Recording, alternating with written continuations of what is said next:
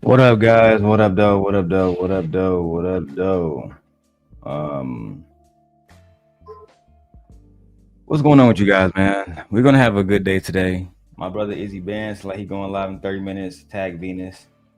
Apparently, the video is called "Why Do Y'all Love Living Lies and Swear Everybody Else Is Lying?"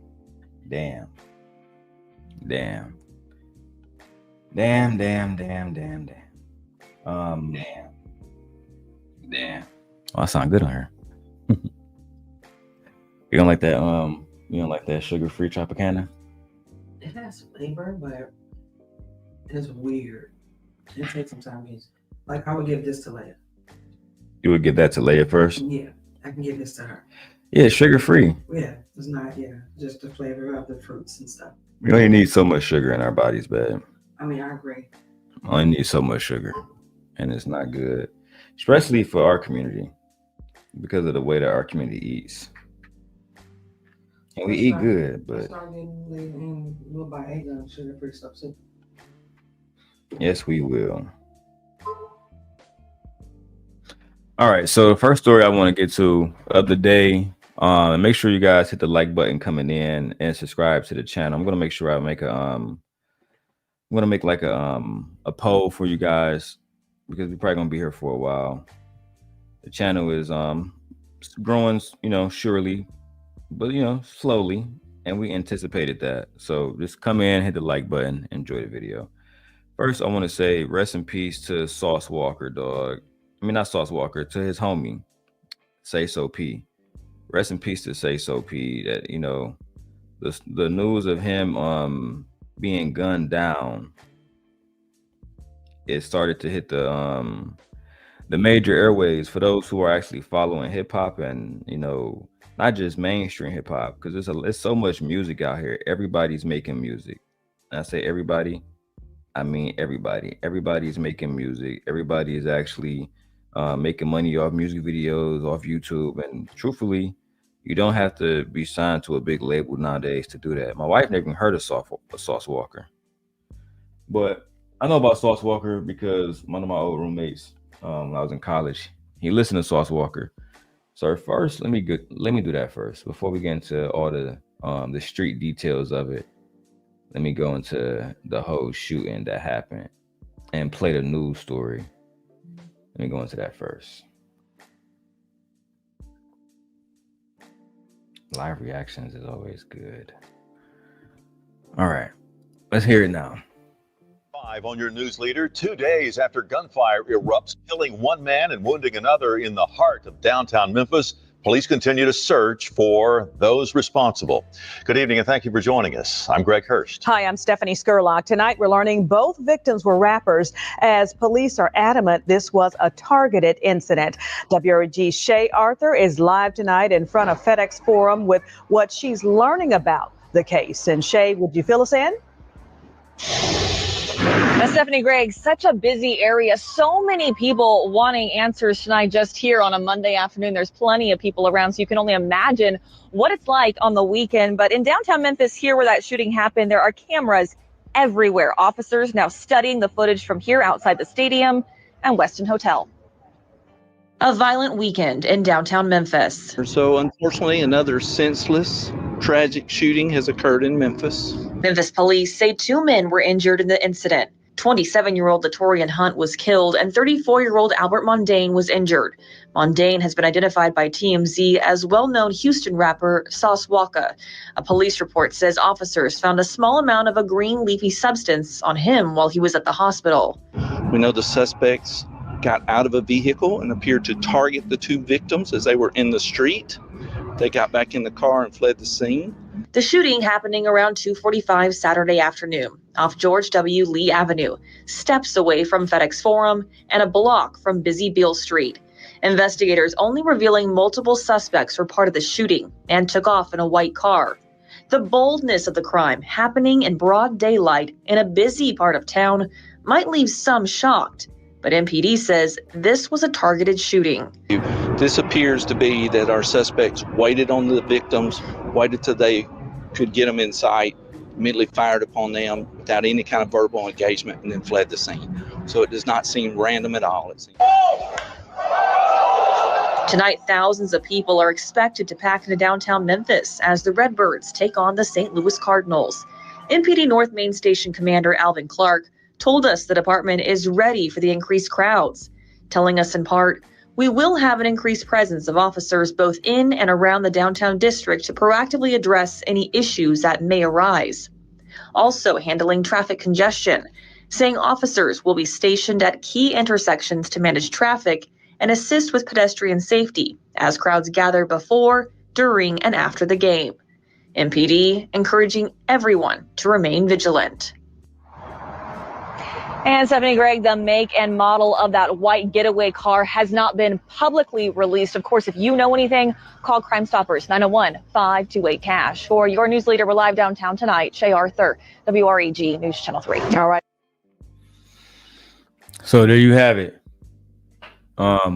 That is the news story that was released in Memphis, Tennessee, where Sauce Walker and his homie, his artist, was gunned down. His artist, Say So P, was tragically lost in that fire.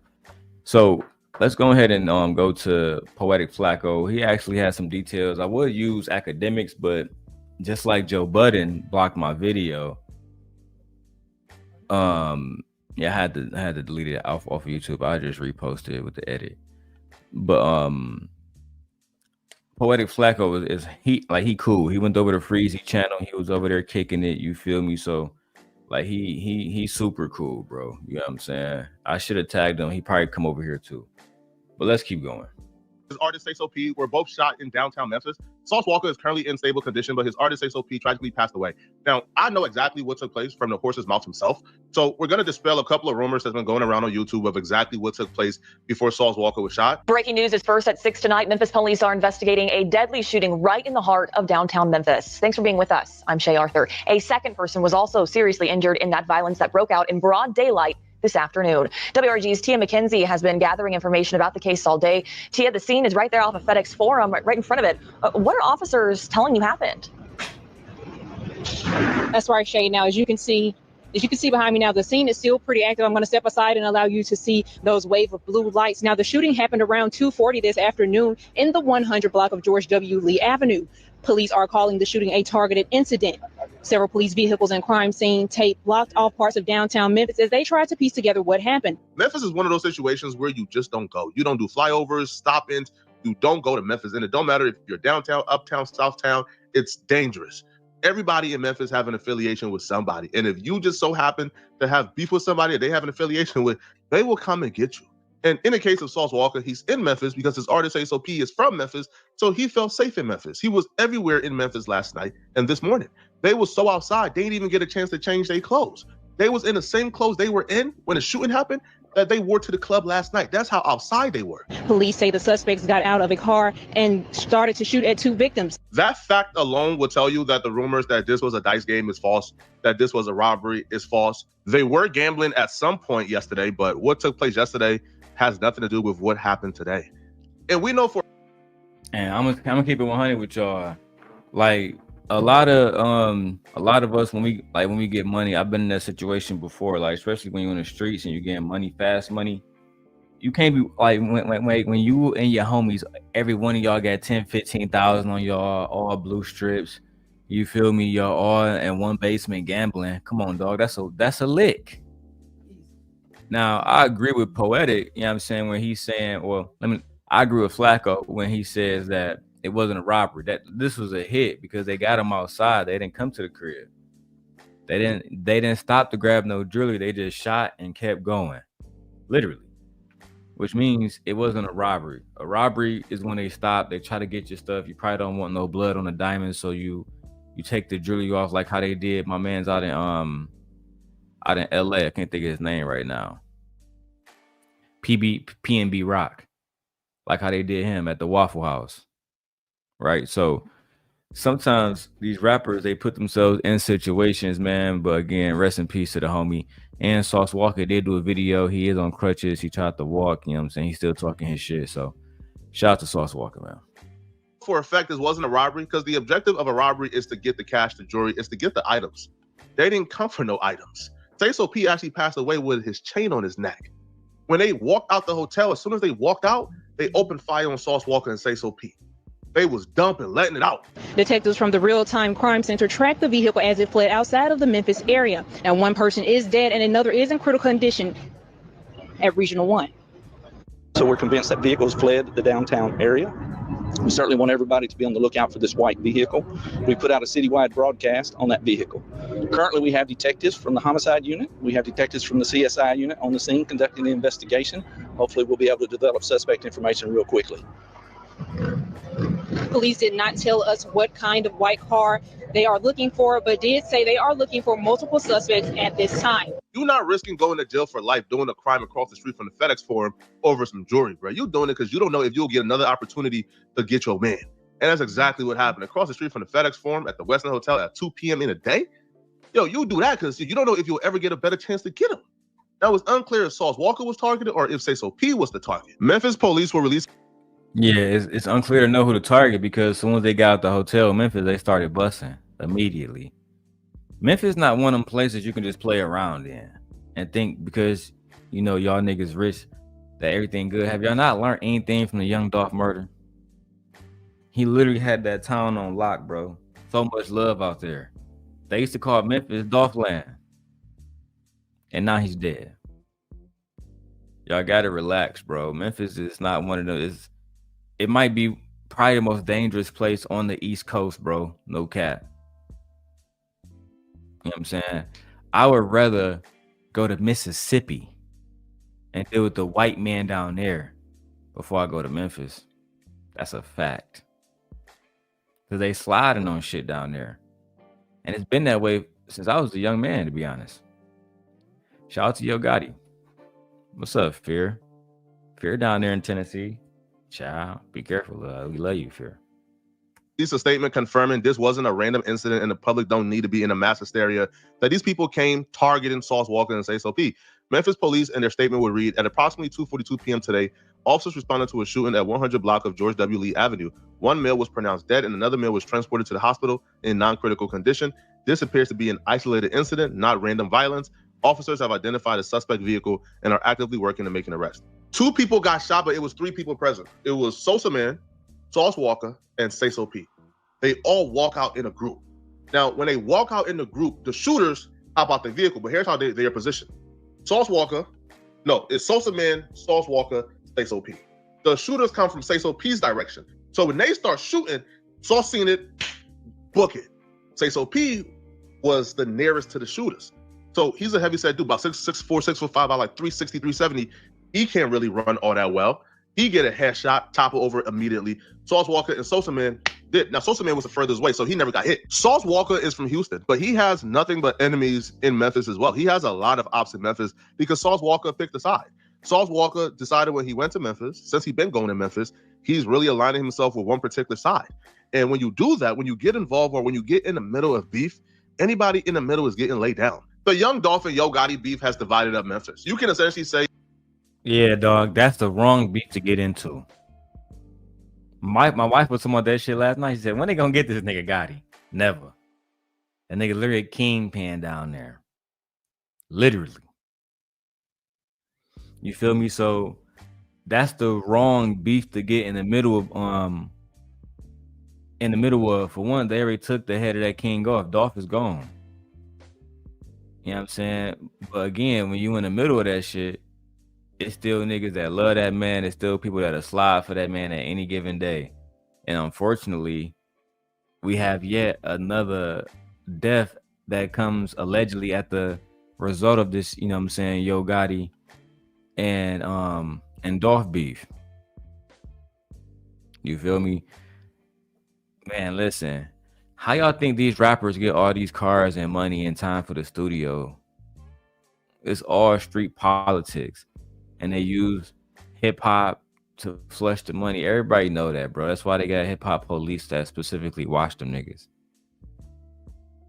This is nothing new. It's why when them rappers go to Vlad TV and start talking too much, the police arrest them niggas right afterwards. Every single time, bro. Then y'all letting in snitches like Tekashi 6ix9ine. Child. is two sides in Memphis, bro. You either rock it with PRE or you rock it with CMG. And it's not even particularly CMG or PRE or Young Dolph and Yo Gotti. It's essentially the associates, right? Like, for example, Big 30 ain't really signed to CMG, but Big 30 is signed to Moneybagg Yo. Moneybagg Yo is associated with Yo Gotti. So hence, Big 30 is on that particular side. And we've seen Big 30 lose people from his particular crew in this beef. So when Sauce Walka come to Memphis and he aligns himself with Big 30, OG, you know, and a lot of other people, including Say So P, when he aligned himself with those people, well, he make an enemy out of PRE artists or people associated with PRE or people who got love for Young Dolph. Like, for example, after Sauce Walka got shot, I'm talking about minutes after he got shot before the world even knew, CEO Dizzle was already on Facebook taunting Sauce Walka and laughing at him being shot. CEO Dizzle is Young Dolph's cousin / artist. So CEO Dizzle would write on Facebook, y'all check on Drake Baby for me. This is tongue-in-cheek and this is taunting. Drake Baby is really close with Say So P. So he would comment, I can't find his number. I ain't trying to be funny. What'd he do? Say So and them got shot. I'm trying to check on Sosa, man. For y'all who can't read between. Man, them niggas wicked out there. The moment my man's got shot, niggas is already online posting about it, the ops. That's what I'm saying, bro. If you really not with this shit, you gotta understand, it's always young pups being bred up in this shit. And it's always gonna be people who, you know what I'm saying? I don't know, bro. It's always gonna be people that's really about that life. They said Yo Gotti in jail. Is he? Let me check this out.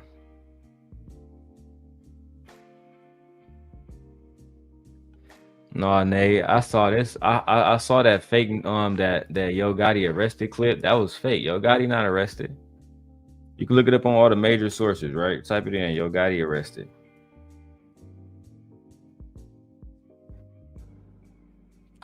Yeah, this is not real. This is being posted by a lot of bloggers.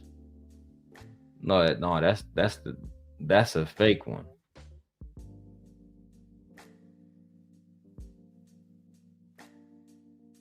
At least that's what people are saying, because that news would have been everywhere. It would have been a whole bunch of hip hop publications posting that.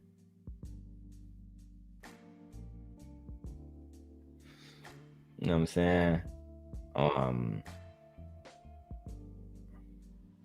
Yeah, when I went to TMZ, the last update they got is from last year. And it was about Yo Gotti's brother being shot down.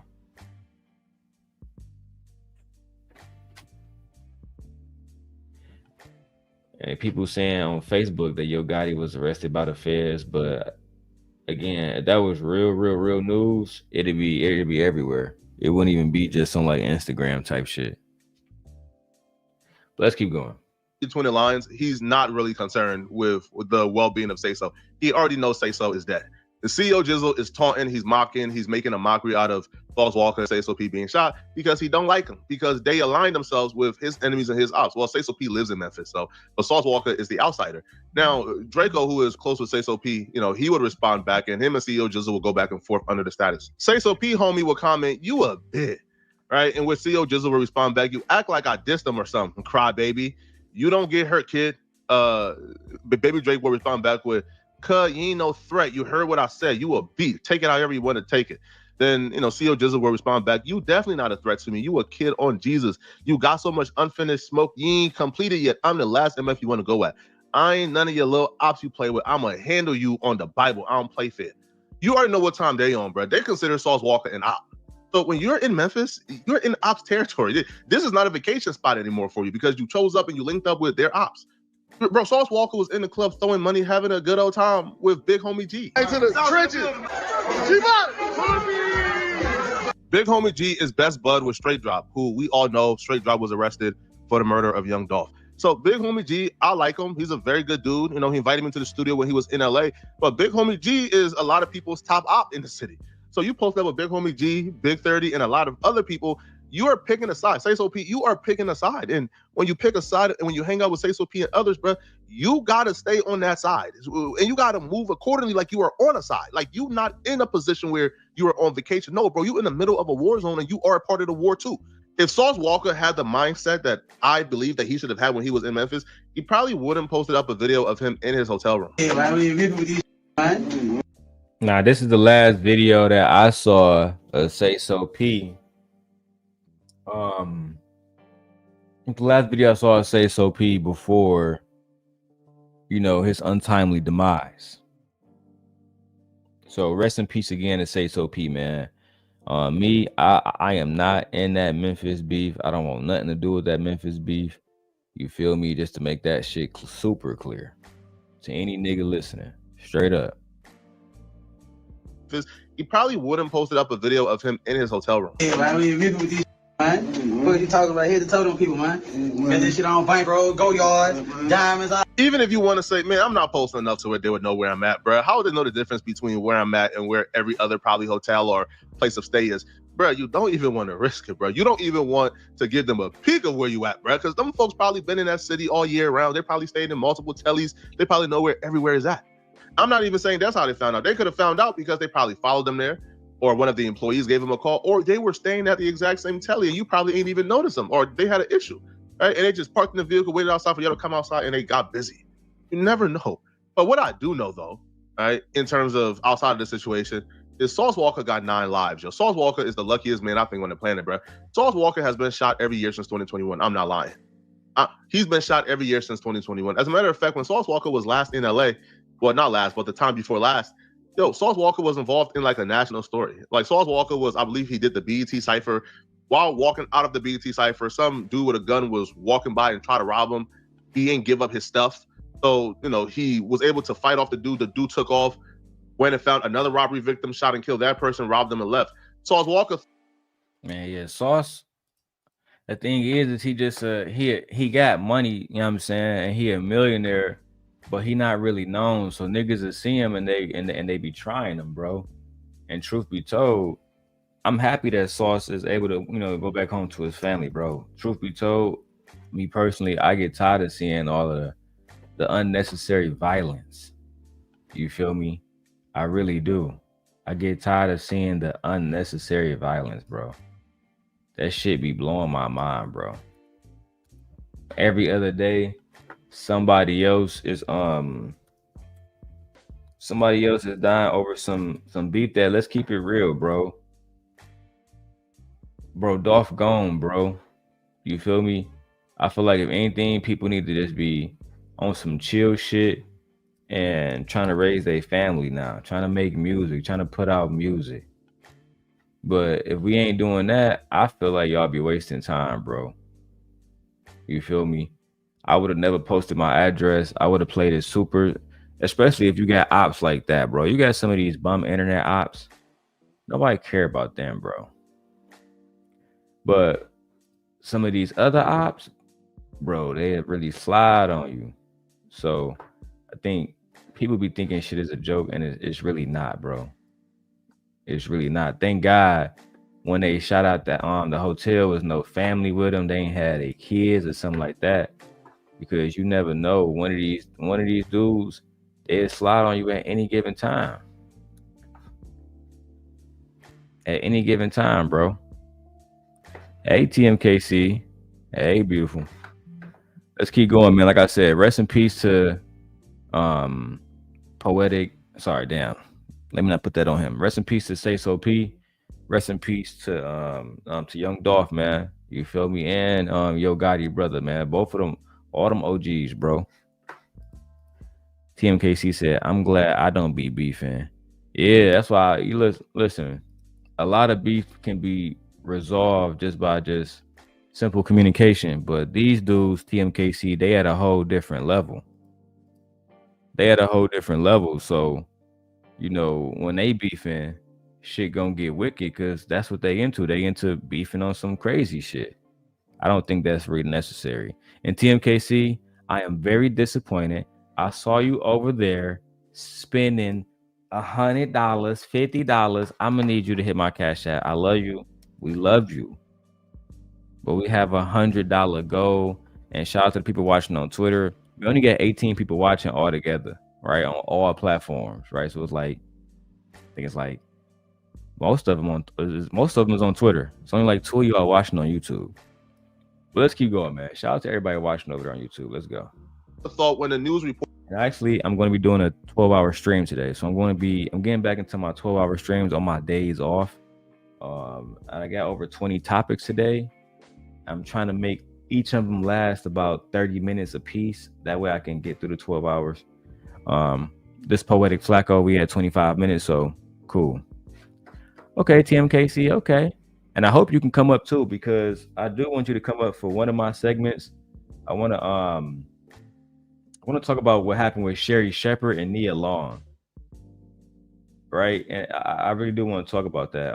My wife did a video about body counts yesterday too, and I have another video about body counts that I do want to talk about, because there are women who feel like men should not have a high body count. But again, I'm gonna go into that later. I feel like, me personally, body count don't really matter. I mean, if you meet a woman and she had a lot of sex, it is what it is. She's an adult. If you meet a man, he have a lot of sex, it is what it is. But that's a topic for later on. I got literally my topics written down in order. So let's go. And I'm updating the thumbnail. Let's go. Oh, it's okay. But we're doing a 12. So if you're working all 10 hours, come in later on doing a stream, love. Okay. Okay. Let's go. Reported that somebody died. He thought his robber died when in fact his robber actually killed somebody. So he posted this very bizarre video. Hey man, I really ain't want to speak on this shit, but I know it's too many young black kings and young kings out there that's being misled and misguided wrong, learning half of the game and not the whole game. So y'all need to learn from this experience that I went to tonight, because being a rapper is one of the most dangerous jobs in America. And there's a lot of young men out here that want to do this shit, but don't know everything that come with it. But I want to speak on this part right here, understand this. Everybody don't go. Everybody don't go and everybody ain't going. And I'm one of them people that's not going. So Damn. Unfortunately, tonight somebody lost their life for doing something stupid. And I don't know how it happened or what was going on, but I really would like all the young black men around here to learn. Even though Sauce Walka have 9 lives. That's crazy that even after he got shot at, Sauce Walka still talking that shit, bro. He's still talking that shit. I mean, can I blame him though? I can't. I mean, listen, man. If you feel like you that guy, you got 9 lives, your man's just died, and he went right back to talking that shit. TMKC said, I had fun acting up on Izzy's. Yeah, that's my guy, man. Shout out to Izzy Bands, though. That's my guy, man. I'm happy that he went over to Venus Channel and got that shit together, man. All right, let's keep going. This video almost done. Let's go. I know for sure I'm not hanging around somebody like Sauce Walka, bro. Sauce Walka is the homie who's gonna do something dumb and get all of you guys in trouble, like not giving up the jewelry when the gunman has the gun literally to your heads. Yeah, so I'm not hanging out with Sauce Walka. Flacco said, I'm not hanging with Sauce Walker. He'd do something stupid like not give up the jewelry when the gunman got the guns directly aimed at y'all. That's true, though. And that's literally what Buddy said. He said, I ain't giving up shit. You feel me? I ain't giving up shit. You're going to have to shoot me. So they shot them niggas. I mean, bro, this is just wicked business, man. Very, very, very, very, very wicked business, bro. I can't even lie. This is crazy, man. Sauce, I hope that you just relax, bro. Just relax, bro. Just don't do it. Just please don't do it. All right? Just don't go around. If somebody try to rob you, bro, just give them the jewelry, bro. Just give it to him, bro. Don't crash out, bro, please. Because for one, hip hop really like what you got going on. I like your music, bro. So I don't want to see anything happen to you. All right, let's finish this one out, man. Damn. Okay, man, but this is unfortunate, and it's unfortunate because yes, Sauce Walka lost a homie, but it's unfortunate because when we want to assign blame, it's kind of difficult. Yes, we assign blame to the killers, to the people who showed up and took somebody's life today, but Sauce Walka is a rapper, and we know that hip hop is the biggest influence to Black and brown youth.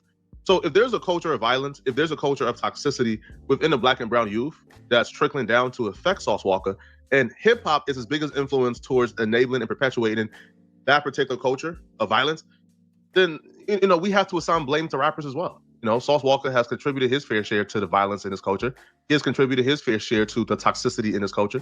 So if the music and the genre and the culture that Sauce Walka benefits from and promotes, if that music has taken the life of a lot of people due to the influence, right, due to the glorification of violence, if this music has influenced a lot of people to take a lot of lives, and a lot of innocent people has lost their life due to the influence of this music, then it's really hard to ignore the accountability when the violence is now at Sauce Walka's doorstep. And that's one of, you know, the things that a lot of us struggle with, because obviously we're putting all the blame and all the anger in the people who actually came and shot and killed somebody today. Those people don't ever deserve to see life again. I think those people deserve to see the chair.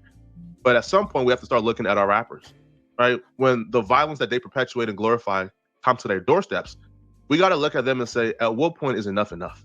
At what point do you say, I have to now start doing my part to untoxicify, if that's a word, to change the culture that I created?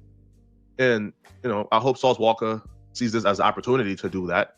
But, you know, do I got my hopes up? Probably not. You know, I think this is probably going to lead Sauce Walka to probably dive deeper into the violence, you know, probably get back, and the cycle will continue. But, you know, my heart goes out to Sauce Walka. No, truly, my heart goes out to Sauce Walka. You know, nobody should ever have to watch their friend die in front of them, you know. And, you know, I hope bro heals. I hope, you know, the trauma is dealt with. You know, this sucks. And, you know, I hope the people who did it is caught.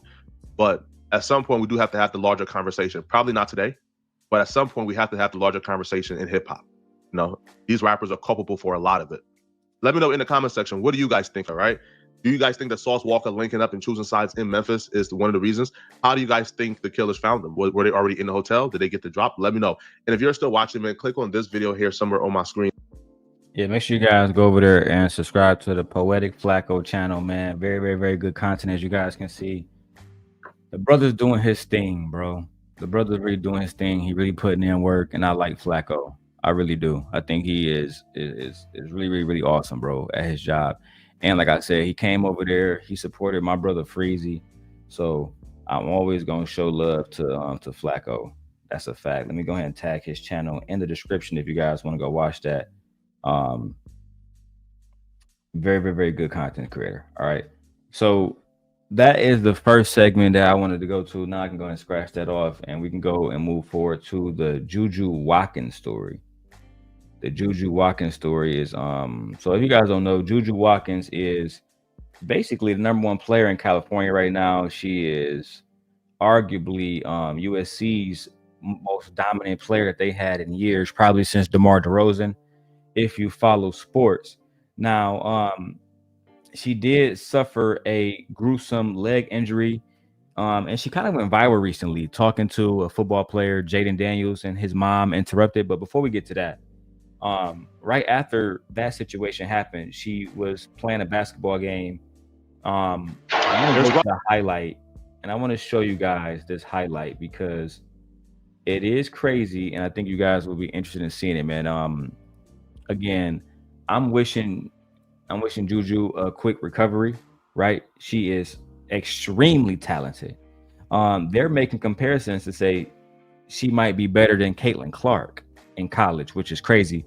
I still consider Caitlin Clark to be the best college player I've ever seen personally play the sport of basketball.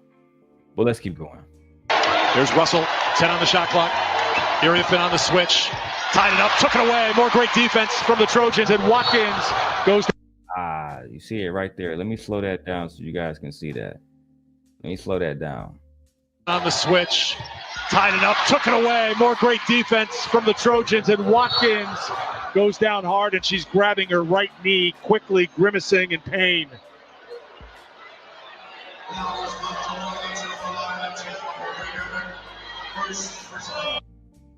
As you guys can see, Juju, she suffered this gruesome injury, ended up tearing her ACL. Currently, Juju Watkins is undoubtedly probably the best guard in women's basketball. She averaged 24 points a game, 7 rebounds, almost 4 assists on 42% shooting from the field, right? This is a woman that knows the sport of basketball. This is a woman who understands the sport of basketball. On top of that, USC only lost 3 games this year. They only lost 3 games this year. They went 30-3. So I'm very sad to see that Juju is going to be out for the remainder of the season due to this ACL injury, and hopefully it's not going to impact her professional career. The one thing I can say about Angel Reese and Caitlin Clark is they kept themselves in top tier shape, and they never really had bad injuries. Nothing this bad where you tear your ACL. I was very, very, very sad to see Juju in a situation where she tore her ACL. All right, so this segment is going to be short, guys. I am sending healing energy to Juju Watkins, and I hope that she gets better, man. God bless USC. I hope that that whole university is better, man. Shout out to USC, man. With that being said, I want to go to PlaqueBoyMax. PlaqueBoyMax did a stream with Sexy Red. Let me see if I can find that stream.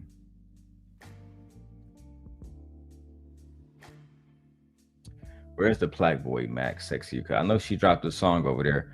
Do you guys even know who PlaqueBoyMax is? Y'all familiar with his content? Are y'all familiar with PlaqueBoy? Put a 1 in the chat if you are familiar with PlaqueBoy. Because he dropped him and Sexy Red did a video together, and he's been doing audio with a lot of rappers. He did one with Will Smith recently that went viral too. And I ain't gonna lie, that joint was litty. That joint was litty, bro. I ain't gonna lie to you. So let's see what him and Sexy Red cooked up in the studio. And let me know what y'all think about it, man. This is our official first music video reaction. I'm only doing certain artists. So shout out to PlaqueBoyMax, Sexy Red, Baby Chief Do It, and Baby Kia. Let's see what they cooked up in the studio. Love a young nigga because he beat the coochie, right? Okay. That shit trash. Everything Young Blood saying right now, I'm sorry, bro. You should have let PlaqueBoyMax get on that shit. When I'm out of town, I be tripping, I be on one. Why you taking pictures with that lamb? You don't own one. Come on, man. Or that DDG. Either way go, that song was hard. The Sexy Red part I was cool with, but I don't really believe that y'all be spanking shit, man. But hey, you know what? Y'all some little YN, so who knows? Jumping in, that's my young nigga. That's my young nigga. Turned up, he with whatever. I'm having fun with him. That's my young nigga. That's my young nigga. If you players going down, he got them guns with him. Come on, man. Let's get some engagement in the chat. What y'all give this? What y'all give this? Y'all giving this a A, a B? You know what I'm saying? B plus, B minus? That's my young nigga. That's my young nigga. Turned up, you know what I'm saying? He a bang nigga. Come on, man. Y'all fucking with it? That's my young nigga. That's my young nigga. That's my little crash out. That's my little hitter. That's my young nigga. Y'all gotta admit, Sexy, man. She got body for days, man. That motherfucker fine, boy. Motherfucker nice. That's my young nigga. You can't get them out the trenches because it come with them. They know that young nigga. That's on that young nigga. I got one more time, shit made me wet when you get mad. Slime plateau with folks smack a stick. I might. Oh, nigga, your voice on this bitch trash. TMKC have given this a D minus. Fear said, I'm straight on that one. God damn. I don't hear nothing this nigga said. This nigga sound like a straight YN demon. Did he say he gonna come and shoot up a party? Is that what I heard? The nigga, come on, bro. Whoever produced his verse was on some straight chill shit. Whoever produced his verse on some straight chill shit. Now I give these boys credit because they making music with real artists, which means they're gonna get producer credits. But damn. You gotta iron out this shit immediately, blood. That shit was trash. Let's keep going.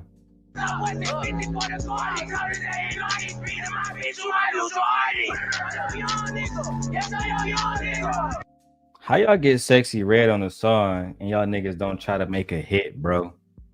What is wrong with you young niggas, man? Gore, put me some real West Coast music in the chat. What's good, Gore? I tried to give PlaqueBoyMax and them a little, you know what I'm saying? I'm trying to get into the music reviews too now. You feel me? I'm about to get back into that. But this that new Sexy Red featuring PlaqueBoyMax and the Young Homies. That nigga broke, he ain't too old, that was he done with you, a young nigga. Yeah, I'm gonna say no. I'm gonna say that was a no for us. That shit was trash. That, I mean, the Sexy Red part was nice, but nigga, that shit was not fire, bro. I'm gonna keep it 100 with you.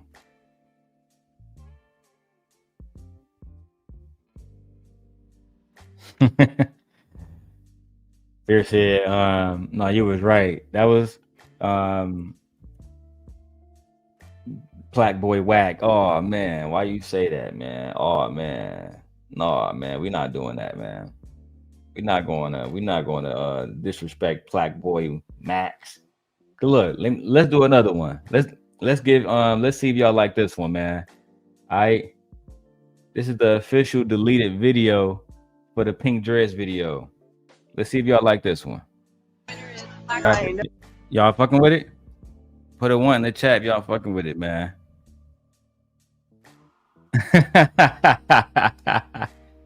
Two. I know I didn't put this inside the damn Palace mods. Oh my God. Let me go check, bro. Oh my God. Oh my God. Let me go check. I pray to God I didn't put this in the Palace mods.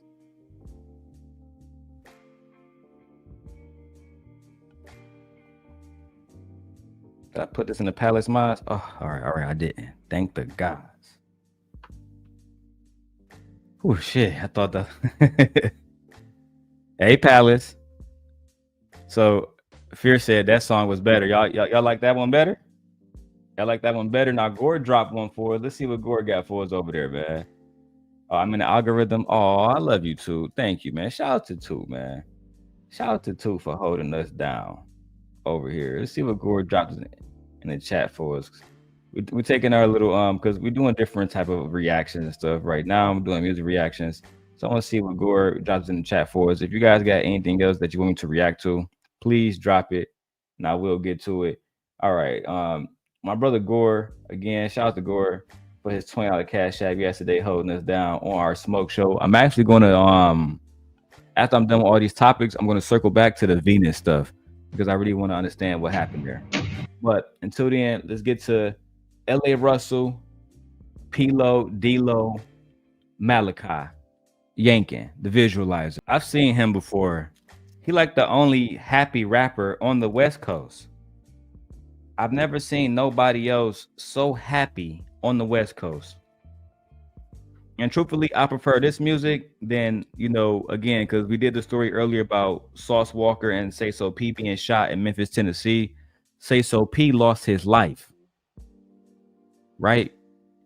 And to me, I'm starting to discourage rap that is going to end up with somebody getting, you know, saying shot or hurt. I don't like that kind of music no more. And I like Yo Gotti and I like Young Dolph. I like both rappers. I'm not in a beef. I'm not picking a side. Young Dolph is dead now. So, and again, I really like what he had going on just as much as I like what Gotti got going on with his camp, Moneybagg Yo and those guys. But I like this music a little bit more because it promotes peace. Let's keep going. The 4-minute song. I ain't heard a 4-minute song in a long time. Hey man, that was it, man. That shit was fire. I fuck with that. That was hard, man. I don't got no more music videos to react to today. That was hard though. I like L.A. Russell. Who says she did it? She rocking with it. TMKC said it's a 7. Whew. I mean, she was impressed. She gave Sexy Red a 2. TMKC gave Sexy Red. The one and only Pound Town. Just left Pound Town. Took my nigga. Dick the bitch down. She gave her a 2. Fear said the same thing. She said that was cool. He had an E40 sound. Y'all like our little in between? Yeah, I like doing music videos in between, man. And two, now you see how I run my streams when we're not beefing. When we're not beefing. If we have beef, then shit, we're gonna have to cook. You feel me? It is what it is. Okay. Now we go to our next story because I have them, like I said, in the list, and we have to go into some politics, guys. Unfortunately, I wanted to buy a Tesla. My wife said no, absolutely not. She is one of the people who, along with the rest of these terrorists, are going against Donald Trump and Elon Musk, who is a staple in American culture. Elon Musk is trying to help Americans get clean energy alongside President Trump. And instead of Americans helping other Americans so we can actually be one nation under God, these terrorists are walking around destroying Teslas. So much so that the FBI, the Federal Bureau of Investigations, warns against rising Tesla vandalism. Let's go down to Houston, where somebody Tesla was caught on camera right in front of their home being vandalized. See your car vandalized, then realizing it was likely all due to the type of car you drive in the current political climate. It's happening so frequently, the FBI issuing an alert today. Incidents have been reported in at least 9 states, including right here in Texas and right here in Houston. Only KPRC2's Joy Addison is speaking with a woman whose Tesla was targeted in Tanglewood. Damn. That's right. Well, Teslas have cameras here and right here. But these cameras are not stopping people across the country from vandalizing these type of vehicles. So much so that the FBI has started to invest. First of all, the black woman is God. Shout out to this reporter. She's drop dead gorgeous. She's chocolate. She's clearly a black woman. Texas has some of the most beautiful black women. Shout out to Queen Sheba. That's where she is. Luke said, nah, wreck that beat. Let me see what my wife think. Let me go get my wife, see what she think about this. Why? Can you come here, please? I'm doing a segment about people destroying Tesla. And the FBI has deemed them terrorists now. Shout out to my nigga Trump. Putting in that work. And then you can see me there. I can go over that story. Mia, can you give her her iPad? And then I can we can go over the story too about Trump getting rid of that my man, that immigrant who was doing the right thing, and then they got rid of him anyway. Go ahead. You want to jump here? You're back in bed? You just like your mama. This guy is 3 o'clock. That's that. I don't gotta pay no bills like stuff. All right, I have gotten my wife. Oh man, yeah, the sun do look great on that woman. She look amazing. Now let's continue to go. All right. They found websites where people are putting the information of Tesla owners to be made available to people who want to do these type of planned attacks. Now the FBI has issued a warning for anyone who drives this type of vehicle, telling them it could be next. Do you feel safe continuing to drive your car? I don't. That's why I asked for my identity to be kept hidden, because I don't feel safe. On February 13th, this Houston woman returned to her car after getting groceries at a Whole Foods through a security notification. While watching this video recorded by her Tesla, she sees a man walk over to her car, key it, get back into his truck, and leave. After checking the damage, she decides to look at previous video recorded by her car. She realizes that the man in the truck followed her from the interstate into the grocery store parking lot. She then called the police and filed an incident report. A warning from the FBI. So here's the thing you guys don't know. Teslas have cameras everywhere around them. This was filmed by the camera on the door handle. They're constantly filming. You want to know why? Because they have self-driving capabilities, and they use motion sensor technology to do it. And guess what? They also have to see. And how do computers see? With cameras. literally. So, I mean, listen, guys, if you want to, because they found this guy. If you want to go to jail for vandalizing a Tesla and you followed a woman, Right, that's what it should be. It should be car vandalism, and then he has other stuff. I think he should go to jail for stalking but this too. ain't got this is not a terrorist thing. Like, Well, it's happened over in 9 different states over don't like care. 60 different It's accounts. vandalism of cars, though. I mean, I You guys agree. don't even feel in this type of way because it's Tesla's, and Elon Musk is Trump's best friend right now, and technically his daddy. But imagine this. Imagine if Joe Biden had worked with the owner of Mazda and then somebody start keying up our cars simply because they don't like Joe Biden. That's a political crime. Well, whose fault is that, though? Who incited this political crime? But in my mind, to me, this is not a political crime. Because what was a political crime was January fucking 6th, and y'all did nothing. Y'all dismantled that committee. Y'all freed those people when they were wrong. They was literally trying to kill. I don't want to say kill. They were literally trying to assault other members of Congress. Y'all did nothing. Y'all didn't send a National Guard in. Y'all didn't send an army in. And also, people died that day. People lost their lives. Security died and lost their lives. People were injured that day. So I don't want to hear about this, the political crime, when literally January 6th was a coup. I mean, I'm not going to disagree with you about January 6th. I'm not going to talk about January 6th in length right now. Only thing I'm saying is this is a literal crime. And they have made it, but they made it a federal crime. See, no, they're only making it a federal crime because it was Tesla. If this was happening to Mazda or Chevy, this wouldn't be a crime. It'd just be vandalism. You know what else? Remember what cars was those where people were like stealing some like type of something underneath the engine out of the cars? It was like this particular car, and they was taking it in and getting money off of it. I can't think of that car. They didn't turn that into a federal crime. So you think the punishment now for these Tesla vandalized people, you think the punishment of a federal crime is and getting a felony on a federal level, not a state level? You think that punishment is too harsh? Yes, no, don't let them free. Let them go. Hit them with some fines, make them do community service, put them on probation, or free them. I don't want to hear anything when you have January 6 members who actually committed crime walking around here free, and some of those members got out to go commit other crimes. Right. No, I do not care about a Tesla when y'all literally we're boycotting on January 6. For me, it's not the same.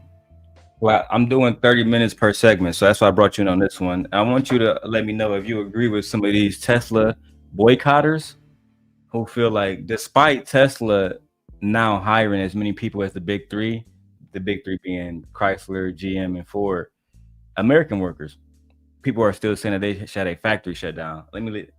Let's listen to 5 minutes of it. Damn. Regarding Tesla, I sold my Tesla. I traded it in for a Subaru, actually. Shut up, Elon! Go home, Elon! When you already have 300 billion, why do you need more? Wake up! Fight back! I have friends who are undocumented. As a queer person, I've been affected by this. Elon is the biggest clown there is, so I decided to dress up as a clown today. Elon Musk gonna make Cuba the 51st state. Tech bro, you're gonna go. The 51st state. He tweets 200 times a day. The man is on ketamine and he's not well. These two people are in bed together. They're doing it to everybody. Not just to each other, they're doing it to everybody. We're all part of this. It's horrible. They're gonna kill us. That picture of Trump and Elon kissing is wicked business. That is a good one. Toot says, Elon grew up in South Africa under apartheid. Can't trust him. Gore says, an organized action to damage property to sway or terrorize owners of a vehicle due to a party affiliation. Yeah, that's both. All that is wicked business. The Trump kissing Elon, that shit was wicked when I saw it. And then, that's like somebody, like, we still got our Kamala things outside to this day. Is it outside still, or did somebody remove it? Oh, well, nobody damaged it, though. You know what I'm saying? Nobody came and spray painted 45 on it or something like that. So, Toot says directly, a direct treasonous attack, child.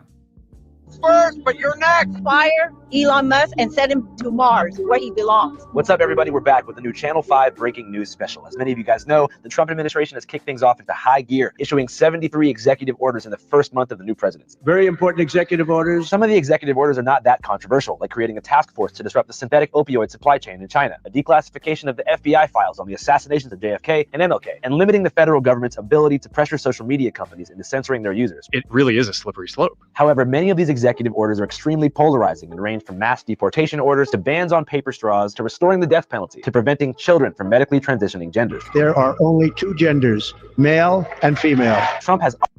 Child. So, is there any of the executive orders that we do like?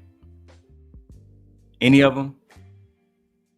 I mean, I don't agree with changing children's sexual orientation or gender until they're of legal age. People are arguing that as a parent, the federal government shouldn't have a right to tell me how to raise my child. So if my child want to transition to a different sex or gender, then they should be able to do that like Dwayne Wade child did. And there shouldn't be federal laws that condemn it. No, it's not. This is not about raising your child. We're just putting a ban on you cannot medically transition until you're of legal age, like anything else. I don't understand what's the problem with this. What's so wrong waiting until a child's 18? Like, I don't understand the problem. No one's complaining about waiting till 18 to be married. You know what I'm saying? I mean, there's child labor laws, child bride laws and stuff like that. But I'm just saying, I don't understand what's the problem with waiting till 18. No one's saying your child can't medically transition. I agree, right? That, you know what I'm saying? I agree with your sentiment. Yeah. But at the same time, if the parents are adults and they are aligned with their child, I just don't see that as a big deal. I don't feel like there needed to be to be honest, I don't feel like there need to be any type of executive orders or anything going towards that. If anything, you should make an executive order for reparations. That's far more important than, to me, because on top of that, trans children are like less than 1%. It's not that many of them out here. You know what I'm saying? Like, how often do you see a Zaya Wade? I hear people say that it's not that many out here. But for me, even though it's not that many out here, that little small percentage is having an effect on me in my bathrooms and the way I'm treated as a woman. I don't want to hear that. All right, fair enough. Politically, they get shit done. Yeah, that's what I'm saying. It's having an effect on me. Had it not had an effect on me or impacted me in any way, you wouldn't care. Right. It's affecting me, that little small 1 and 2% that everyone's saying, the 1 or 2%. Now I am no longer a pregnant woman. Y'all want to call me a pregnant person. Why? I don't support 2%. Like, no. So for me, it gets complicated. And I don't support protesting outside of these Tesla warehouses and these car dealerships, because people actually have jobs. They got families. They got to feed their families. I don't care. Protest. You can protest wherever you want to protest. You can protest. People protest Walmart. People got to feed their families from Walmart. They protest grocery stores. People got to go into grocery store. No, that's our American right. We don't get. This is not Africa. They get the protest. They voted for this man. They get the protest. As long as they're on public property, they get the protest. If they're not on the dealership but on public property, they can protest. No. Okay. So we it's okay. We let certain white people protest and other white people can't protest. But this is infighting amongst white people. I love it. It is. A lot of these people voted for President Trump. Trump. Voted for him. They're fighting amongst each other. MAGAs fighting other MAGAs. Maggots fighting other maggots. Right? That's what this is for me. Hey, Gore, good looking on that document too, because I'm definitely going to go over all the executive orders, and that's important. Let me go grab that out the chat too, because I'm gonna need that. But let's see more about this Tesla protest bullshit. The Tesla showroom at Palo Alto. There's a protest going on, protesting Elon Musk, Doge, Tesla. Everybody's out here protesting Elon Musk. And so Channel 5 News. Let's see what people think. We are going to resist, and we're going to resist together, because nobody can tolerate this. We will not tolerate a deporter-in-chief. Enough was enough with the Sieg Heil, the heartfelt Otzitzig salute. So 4 weeks ago, just me and a friend stood outside the Surface Center in Burbank, and the next day there was 4 of us. Last week, we came here and there's 30, and then this week it's just exploding here and across the country. I'm gonna keep it 100 with y'all. I will be buying Doge. And I'll tell you why. Because it's going to go up and I'm going to make money. I'm going to use that money to take care of Aegon. Right now is the opportunity, in my opinion, for Black Americans to let white Americans have their fight. This is time for us to enrich ourselves. Yeah, like I don't care about this. They infighting right now. It just don't bother me. I say leave them alone. Let them have a protest. Let them do what they. This is infighting. So go ahead, y'all. And allow them to infight. Yeah, allow them infight. Don't get in. This ain't got nothing to do with us. Gore says, click on the link Excel for Donald Trump. You will see all the executive order descriptions in column K. Okay. This has nothing to do with us. Black women, stay out of it. Black men, I have no hope for y'all. So y'all, I don't care about y'all. Y'all can do whatever y'all do. But Black women, stay out of it. This is not our fight. I do got it. And this is a good link, Gore, because it got all the executive orders of all the presidents. I'm actually going to save that link. Toot says, it will get bigger. They will eventually have another Capitol riot. I hope not. I pray not. Whoever that is, that's why I think is going. That's Toot from Queen Sheba channel. Because y'all have already, January 6th literally set the foundation for y'all not going to do anything to American white citizens. It literally set the foundation. Y'all okay violence that day. America has always okay violence. I know, but usually America don't okay violence on each other. And I'm talking about white America. Now they're infighting. This is why this is the last time I knew them to infight like this. I really, really, truly think of like infighting like this is when the South, the North and the South, they had I was just about to mention that. Yeah, that's the last time I can remember them infighting like this. That wasn't that long ago. No, it wasn't. Like this is exactly what that is to me. I see them, maggots, upset about, oh, we voted for someone we thought was going to protect us. Now it's affecting us financially, housing costs, money-wise, healthcare costs. Like it's really truly affecting them because a lot of them are average white Americans. They're not rich. Like, no, this is infighting. So I'm going to say, let them continue to infight. And I'm with Toot, whoever that person is. Thank you for saying it. I think it's going to be even bigger than January 6th because now these people, the ones that voted for him, they're pissed. And you've already said it's okay for them to have violence. You're not going to call a National Guard. National Guard is busy rounding up violent immigrants who are illegals here. Baby, I looked to that National Guard. They not all of them are not doing it. Of course, not all of them. Yeah, like it's mostly like ICE doing it. Yeah, that's ICE. That's their job. But the National Guard, they got their own job. Shit, they got shit to do. Shout out to the National Guard. You know what I'm saying? I'm still trying to join, man. Shout out to the National Guard. Love them boys. There's like almost 100 here today, and they're all everywhere. Tesla burns to a crisp. That's the caption on this now viral video of a charred Model 3. And it's just growing, and Tesla stock is rapidly declining. New numbers from Tesla show its annual EV sales declined for the first time in more than a decade. The stock is crashing at the moment. You're watching it live. On the month, you're down, 23%? On the day, I think it's like 7 or 8% down. Oh, buy Tesla. But you always buy when the market is down. Always. I'm not putting my money. I don't care for this African. I get all of my money that rounds up. So like basically every time I spend some money or whatever, it rounds up and it go directly into a Tesla stock. Yeah, it's just set up like that. Toot says, exactly. Their behavior continued to show the violent, illogical, cannibalistic mentality, and in this day it's outdated. Child. Billionaires are smart. Don't be surprised if they're not letting this stock fall so they all can buy in, knowing that really the only competition that Tesla has is Rivian. And most people never even fucking heard of Rivian. Have you heard of Rivian until I told you about it? Not like in the sense of you talking about. I just heard it was like a new style. Kind of you ever saw a Rivian commercial? Yeah, I've seen it. On TV? Mm-hmm. Would you buy a Rivian over a Tesla?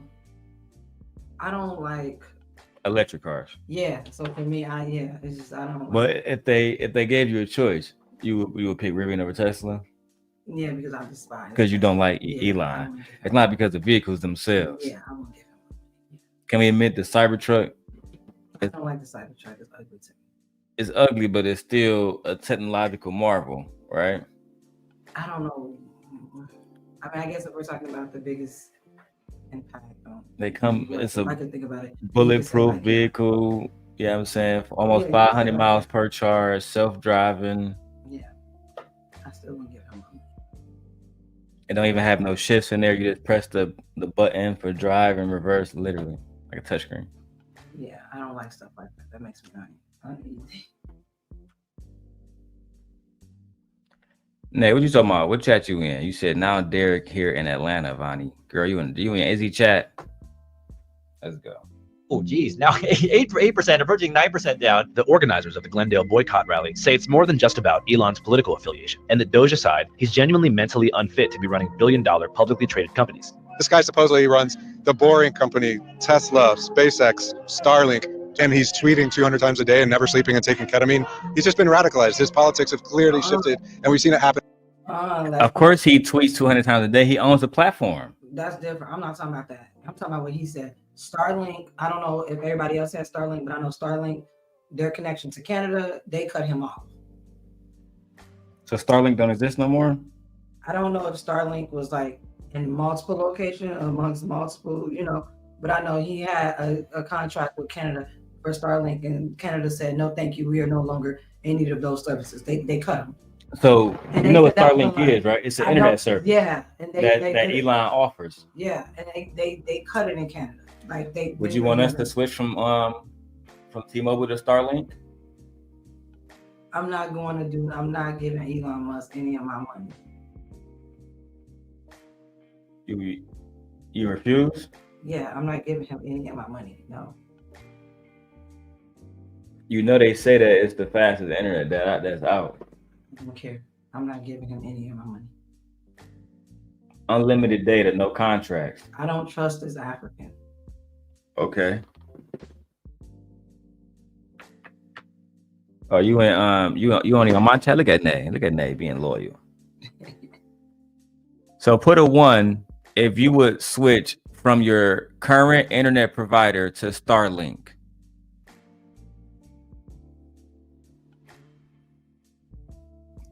Put a 1 in the chat if you think you would buy a Cybertruck. I want to see where y'all at about this. Yeah, Gore, let's go. Gore said he is, Starlink. Let's go. I'll try it out. So, babe, when we go to Vegas, you be mad if I get Starlink for our internet? Yeah, I don't want to use that. Well, damn. All right, let's go. 100 times a day and never sleeping and taking ketamine. He's just been radicalized. His politics have clearly shifted, and we've seen it happen with all our friends and loved ones. They go down the dark side, they go on QAnon, down the internet rabbit hole, and something just happens to them, and it's usually white dudes. Thank you. It's usually some white dude who got picked on when he was a kid. I was almost beaten to death. If you call that bullied. It was not a happy childhood. Do you think the Democrats are doing enough? Absolutely not. They went and stormed the Department of Education building, and one little skinny dude was stopping a whole mob of angry Democrats. It's pathetic. The stunt comes as President Trump is considering abolishing the department. Democrats do not know how to fight. Pathetic. The stunt comes as they call him one little skinny dude. What would you have done, sir, if you was there? Would you have burst to the door with Maxine Waters? They say I'd rather have Xfinity. Goddamn. Y'all trust Xfinity? I don't trust Elon. I don't trust them either. Well, we got They T-Mobile. not messing with my Social Security. They not. They just That's what I'm saying. They cable not and internet is all they do. They not messing with my Social Security. They're not messing with me getting in the way of buying a home. Like they're not messing with all of that. They're not messing with my kids' education. They're not messing with the tax bracket and shit. Like they're not doing none of that. Nope. They just cable and TV. Cable And I and just gotta TV. fight with them on that level. And some of the time I probably won't have my money back. I get them fight. In fact, they just they eventually just up prices and then shit like that. Now, too, I'm glad I got you here. I covered this story. Babe, did we do a pre-recording about that Anton and or was that live? The one we did about the man and his son. think that's a pre. That was a pre-recorded when it was live the other night. All right, yeah. So I'm gonna post that soon, so you guys can get a chance to see it. So basically, let me see if I can still find it. My husband surprised his son. Okay, found it. So this is the next topic. Shout out to Elon, man. Go buy that Tesla stock while it's down, baby. If you know, you know, man. I'm trying to tell y'all, it's good advice. Great advice, actually. Gore says, I currently have Google Fiber. That's what my baby mama use. Like my oldest kid's mom, Gore, she got Google Fiber. And she got, like, for her phone service, she got something called like Google Fee or something like that. Have you heard of that, Gore? It's like a cell phone service.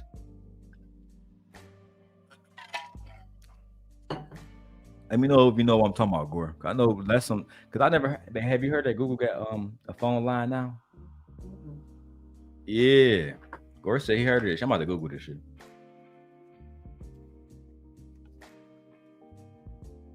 Google Fee. This is what it says. It says Google has wireless plans. Google Fee wireless plans. So it look like for $110, you can get 2 lines unlimited. You know what I'm saying? Basically the same thing that everybody else offers, unlimited data, et cetera, et cetera, et cetera. But it looked like you get discounts on the Google Pixel phones. I already had those phones, so I wouldn't be interested in something like this. I literally just traded in my Pixel 9, my 9 Pro XL, because I had issues with it with the new updates.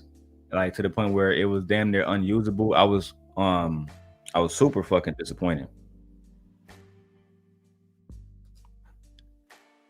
Yeah, I googled that shit, man, because if it was cheaper, shit, my bill would be expensive as fuck with AT&T. But with AT&T, I get a lot of they are super consistent. So I just I like AT&T more than Verizon. So it is what it is. But let me show you this video real quick, man. Father supported his son, who was a I'm not gonna specify about this young man's sexuality. It don't matter. The young man wore a dress suit tuxedo, and the father pulled up and surprised him. Man, this is fatherhood. This is what love is, man. Let's go. And surprised his son by taking him to the prom.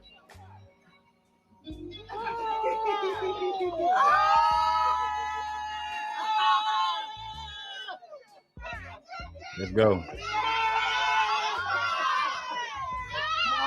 Don't mess up that makeup, Gather.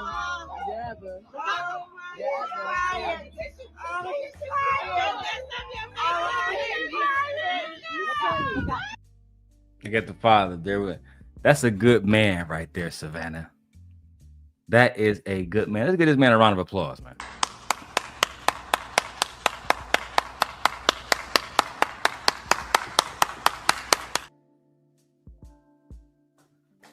Now, again, me and my wife did do a reaction to Anton and them saying that this was a bad move. What do y'all think? Do y'all think that the father was a bad man for allowing his son to dress up in a tuxedo dress and makeup and hair?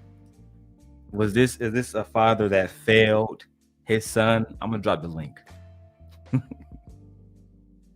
Is this a father that failed his son? Is this a father that has been emasculated? Is this a father that is answering the whims of women?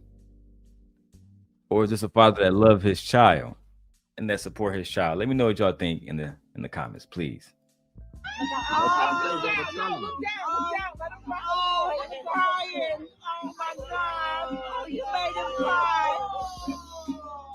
Wait. Let him fall on the floor. Let him fall. Let him fall on the floor. Oh, poor baby. I know my son's going to fall. Hold on. Man, get so hard, honey. Get so hard. Get it on. Yes. Look up. Oh, this was a touching moment between a father and his son, babe. Do you support this? I support fathers supporting their children. No buts? I support fathers supporting their children. No matter what.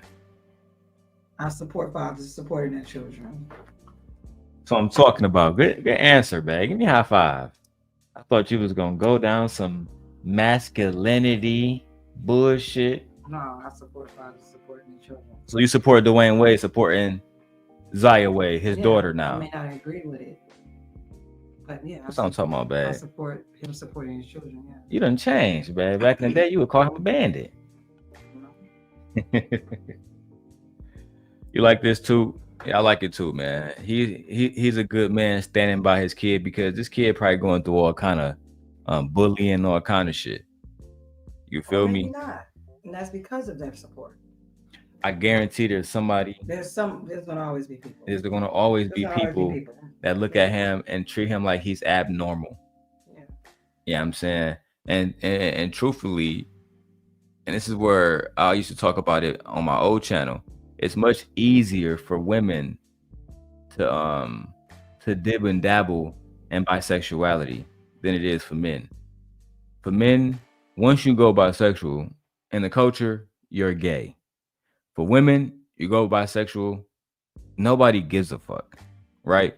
It's a conversation to be had. Like I said, I have gay friends. If needed, I can bring them onto the show and have them explain it, right? Even somebody like Zell, nobody look at Zell and say he's a straight man. That nigga's gay.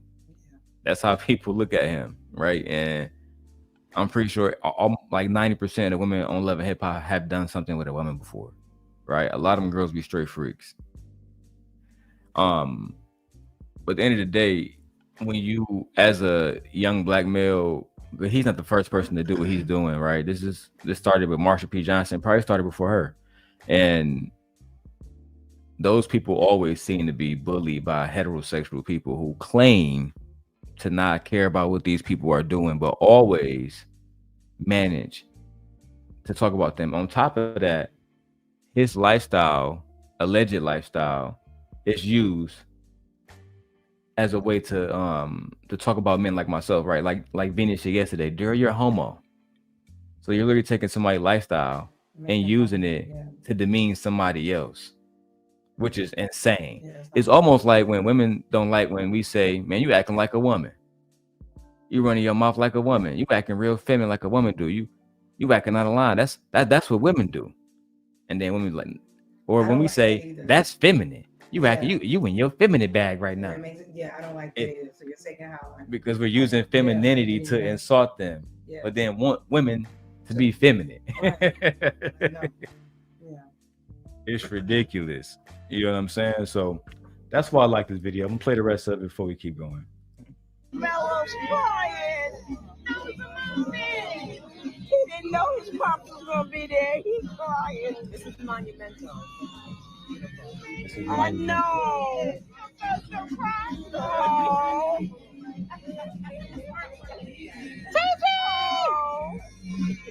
All right, come on. I need pictures. Excuse me. I love the candidness. Let it know. Let it go. Okay, emotions. Excuse me. Gore said he got no comment. My husband surprised his son by taking.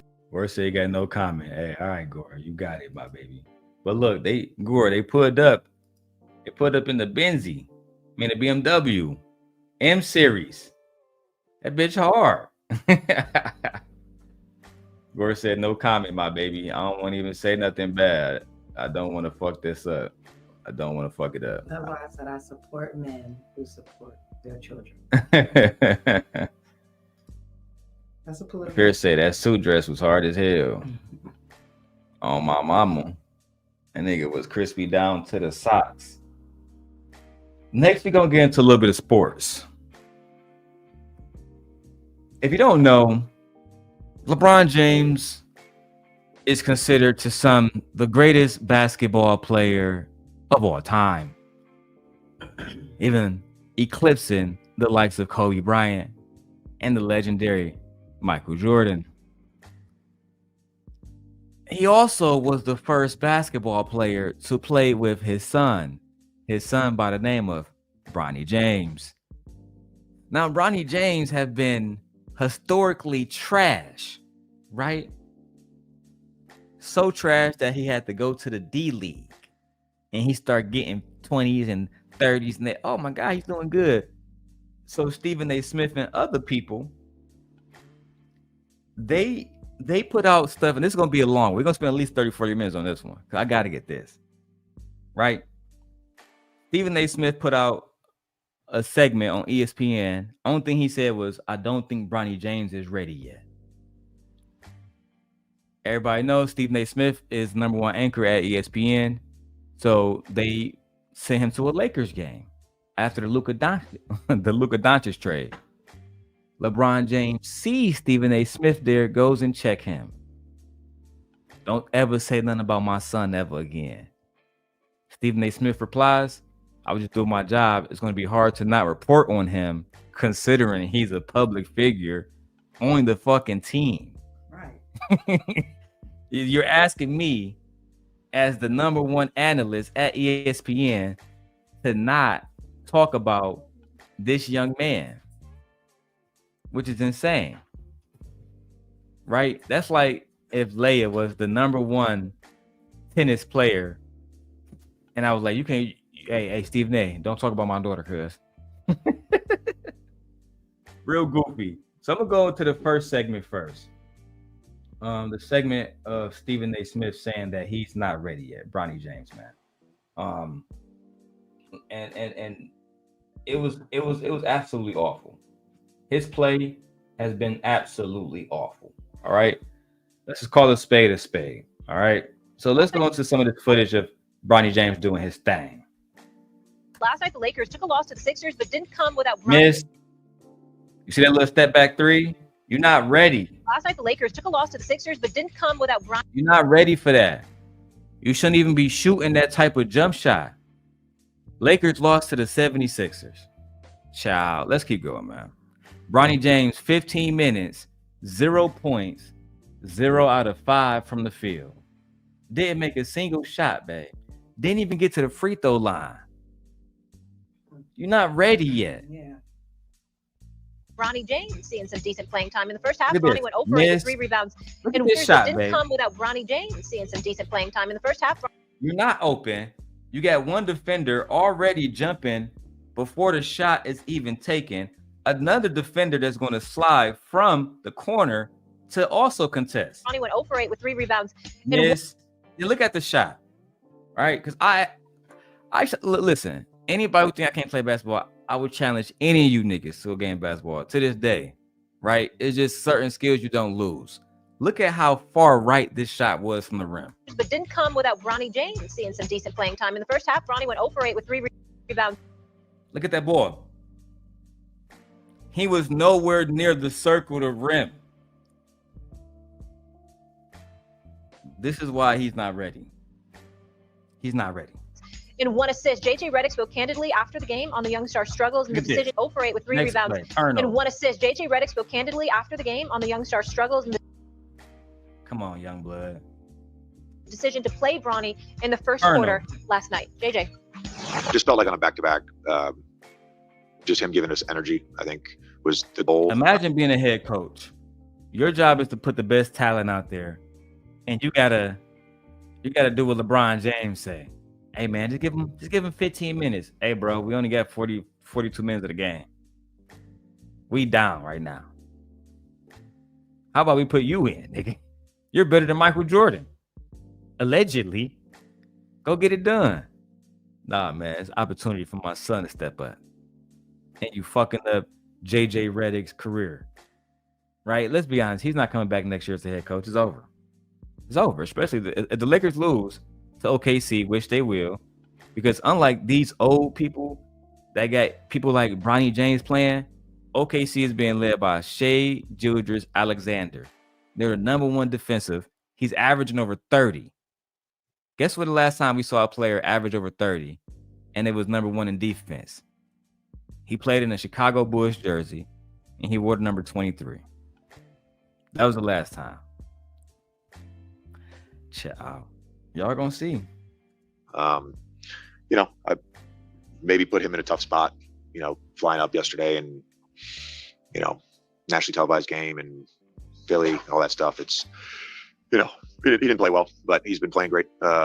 What? Excuses. Maybe it wasn't. Maybe because it was a nationally televised game. Wait, what? That's what JJ just said. Maybe because it was a nationally televised game. This is the pros. Did you not expect that when you came into the When you NBA? came to the NBA, this is the pros. What are you talking about? Did you think that you was going to be on the Los Angeles Lakers Yeah, and not in the spotlight. and not on TV? What? Are you kidding me? Did you not go to USC and was on TV? Right. These are the excuses that they make for him as Bronny James. They don't make these excuses for no other rookie. Right? Speaking of one of my favorite rookies who had a rookie year, I go to Derrick Rose. 32 points in his first playoff game with the Chicago Bulls. You know how I know that? Because I just watched a story about Rajon Rondo saying who was the toughest player he ever had to guard. And he said Derrick Rose. He said he absolutely hated that nigga. For one, because of that series they lost, he wasn't able to extend his contract and get a max contract. Why? Because Derrick Rose averaged 35 as a rookie. Fresh out of Memphis University. Listen, man. Y'all make excuses for these players, and this is why the NBA ratings are down. Nobody watches the sport anymore because we got to watch 15 minutes of Bronny James. And the audacity of you, LeBron, to have an issue with us is this is the reason why we don't like you. Michael Jordan didn't force Marcus Jordan, who famously was dating Laura Pippen. He didn't force him to play basketball, bro, despite him playing at a college at a high level. Now he's somewhere marrying white women, having a good life.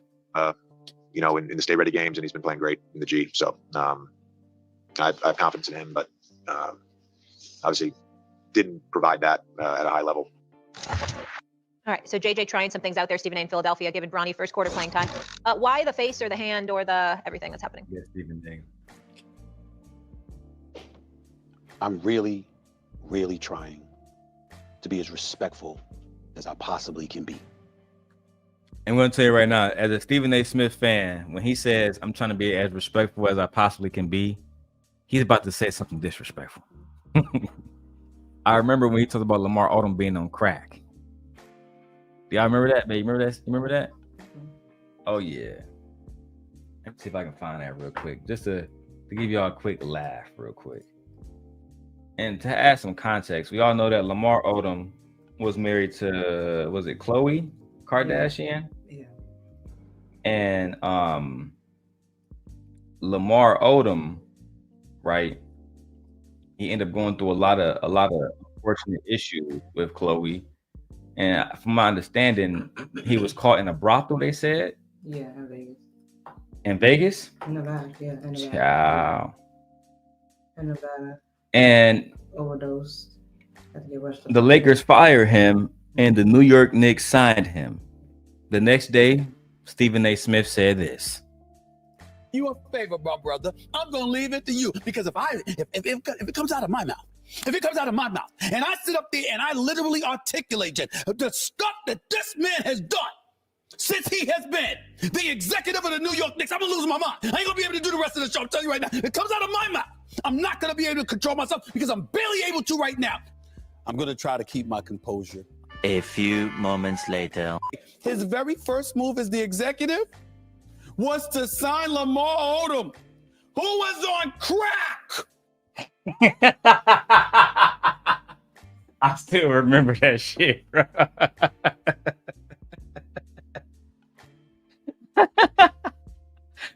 Oh my God. I'm gonna try to be as respectful as possible.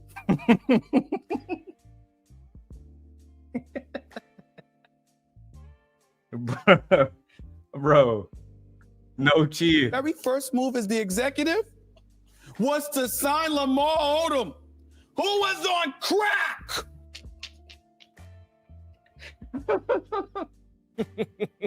I mean, wait, who? Phil or Lamar? Phil or Lamar? I don't mean to be. Listen, I love Lamar Odom, the person, and God bless him. We're wishing nothing but the best. But metaphorically speaking, he saw his first move as the executive agenda for the New York Knicks was to sign Lamar Odom, who was on crack.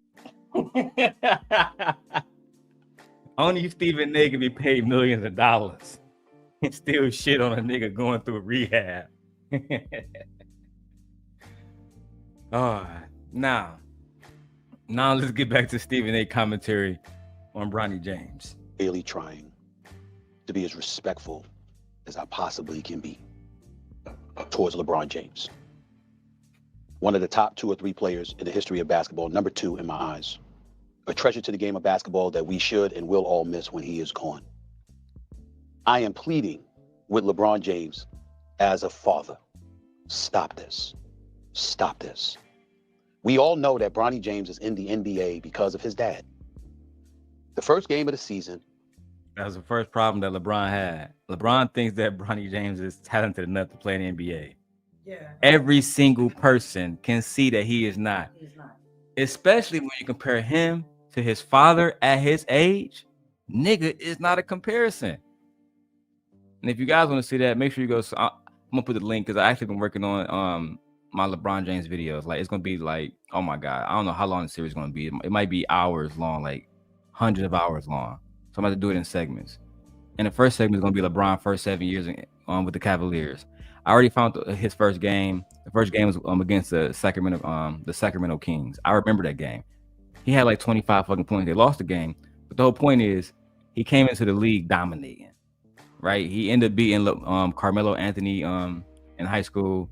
Oak Hill was the number 1 high school in the country. Everybody know that that's a boarding school. The students sleep there on campus and all that shit. They pay like a tuition. LeBron was going to fucking school in Akron, Ohio. They ended up beating them niggas, and that was it. You know what I'm saying? And he won the slam dunk championship with the McDonald's All-American bullshit. He won that, right? So he was I remember hearing about LeBron when I was in high school, right? Cause I was a freshman in 03, 04, and he was coming out of high school. So he was all like in the little magazines in high school. Everybody was talking about the nigga, right? And I remember also hearing about Derrick Rose at a school called Simeon. You heard it? Simeon? It's supposed to be here in Chicago. Yeah. And he was dominating. He was literally dominating at Simeon High School or Simeon High School, right? I'm gonna have to look up and see where that's at. I don't know if that's in Chicago or they say he grew up on the South Side. But the whole point is, man, them boys was really balling at Bronny James' age, and they deserve to be in the league. That's why Derrick Rose is the youngest MVP of all time. Like at 19 years old, that nigga won the MVP of the league. He was literally going crazy. Remember, I even said, I was like, who's going to the league? And he was like, oh, Bronny James. I was like, man, I am not even a sports fan like that. But I knew he wasn't good enough to be in the NBA. Like, no. Then on top of that, y'all, you parents should be ashamed of y'allself. Y'all could have saved y'all son a whole bunch of embarrassment. Oh, yeah. He should be in college, still trying to dominate that level of competition first. Yeah, like I'm talking about playing in college, too. Yeah. I think because he never had a good, he averaged 4 points at USC. That girl, Juju Watkins, she's averaging 28 fucking points right now. That's what I'm saying. So, like, no, he should have went to college. She's literally a better player than him right now. Andrew Reese, Caitlin, they all better players than him. Yeah. By far. Like when they are national champions. Yeah, he ain't. On a team that they led to be national champions. So and LeBron is not being professional about it. He's behaving like a father. When you put your son in an actual pro league, like he's there. What did he think was going to happen? Like, yeah, if he's bad, they're gonna say he's bad. They're not gonna say he's good. Ciao. Let's go. Opening night, the Griffies in attendance, father-son duo playing in an NBA game for the first time, an absolutely positively wonderful story. And then reality sets in. We love what we're seeing from him in the G League because that's where you belong. As you hone your skills and you get better and you legitimately earn, which I believe he has the potential to do. I am rooting for Bronny James. It would be cruel to root against him. It's a wonderful kid. I wish him nothing but the best. You don't have his father. But he's LeBron James' son. And everybody knows what attention that brings. Molly, Doggy, put them up on the screen because I want to see their face when I say this. Right now, Bronny James is averaging 0.3 points, 0.3 assists, and 0.4 rebounds. That's nothing. He's not averaging anything. He's literally Sitting on a bench. making money. What is that nigga contract Yeah, right like now? what is his contract? Like, what are y'all talking about? He's literally making money and he's not doing anything, and took the spot of someone who should have been there. Bronny James got signed to a 4-year, $7.9 million contract. Now let's look at Angel Reese, WNBA contract. Just to compare, Angel Reese was signed to a 4-year, $324,000 deal. That's what I'm saying. The women do not get paid what they're better ball players. She's averaging $81,000 a year. That's ridiculous. She should be making what Bronny James should be making. With all due respect, your principal is making more than that right now. Yeah, he's only getting that money because he's a male. That's a fact. That's the only reason why he's getting that type of money. When you go and look at the police officers in Zion and you look at their salary, they start around 81. Yeah. That's why she said she don't take that shit seriously, as people want her to. She playing in the HBO Little League or whatever. But the fact that Bronny James is making $8 million that's why. And averaging nothing. What was Angel Reese's stats this year? What she averaged? I want to see her stats real quick, dog. Just because I want to compare two. It really make no sense. All right, let's go to ESPN. Chicago Sky. She averaged 13 points, 13 rebounds. So she averaged a double-double for the whole year. And you can't even get one bucket, Bronny? Yeah. Ciao. You can't put the ball in the basket one time. Y'all money would be better spent with the women. It would be better spent with the women. That's a fact. I'm just curious on what Caitlin Clark is averaging. Maybe we can keep going. 19-5. So she almost at the 20 in her rookie career. Child. This child. She's just getting started. Oh yeah, she's just getting started. She's just getting warmed up. Mm-hmm. 5 years from now, she's gonna be the best player in the WNBA. It's not even close.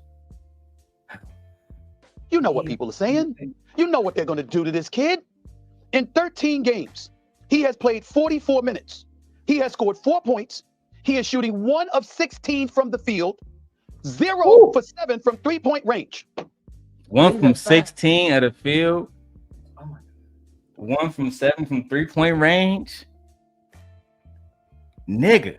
What that means is you're not even like, I'm thinking about the 3-point range. Like you're not. You need to stop shooting threes immediately. Yeah, because you can't hit a 3. And the fact that you're being coached by JJ Redick, my wife she might not know who that is, but before I seen Caitlin Clark, I consider JJ Redick to be the best college player I've ever seen. And the only thing he did was shoot the ball. He would average 40 at Duke.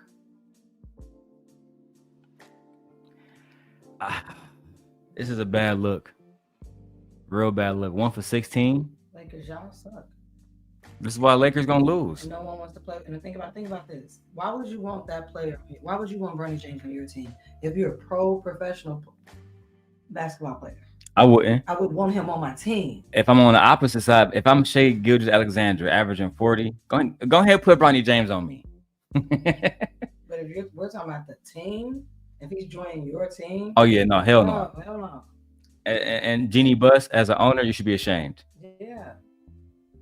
You should be ashamed, right? Because I've always supported the Buss family, and I will continue to support the Buss family. But I don't like this move, and I agree with Stephen A. Smith. Let's go before we get to LeBron checking Stephen A. Smith, and then Stephen A. responding. How are you doing him favors? We know that he's not ready yet, and I'm saying this with compassion. I'm asking the greatest player in the game, one of the top 2 players in the history of basketball, an ambassador for this game, the face of the league, a 4-time champion, a guy that's going to 10 NBA finals, one of the greatest we have ever or will ever see, who is a basketball savant.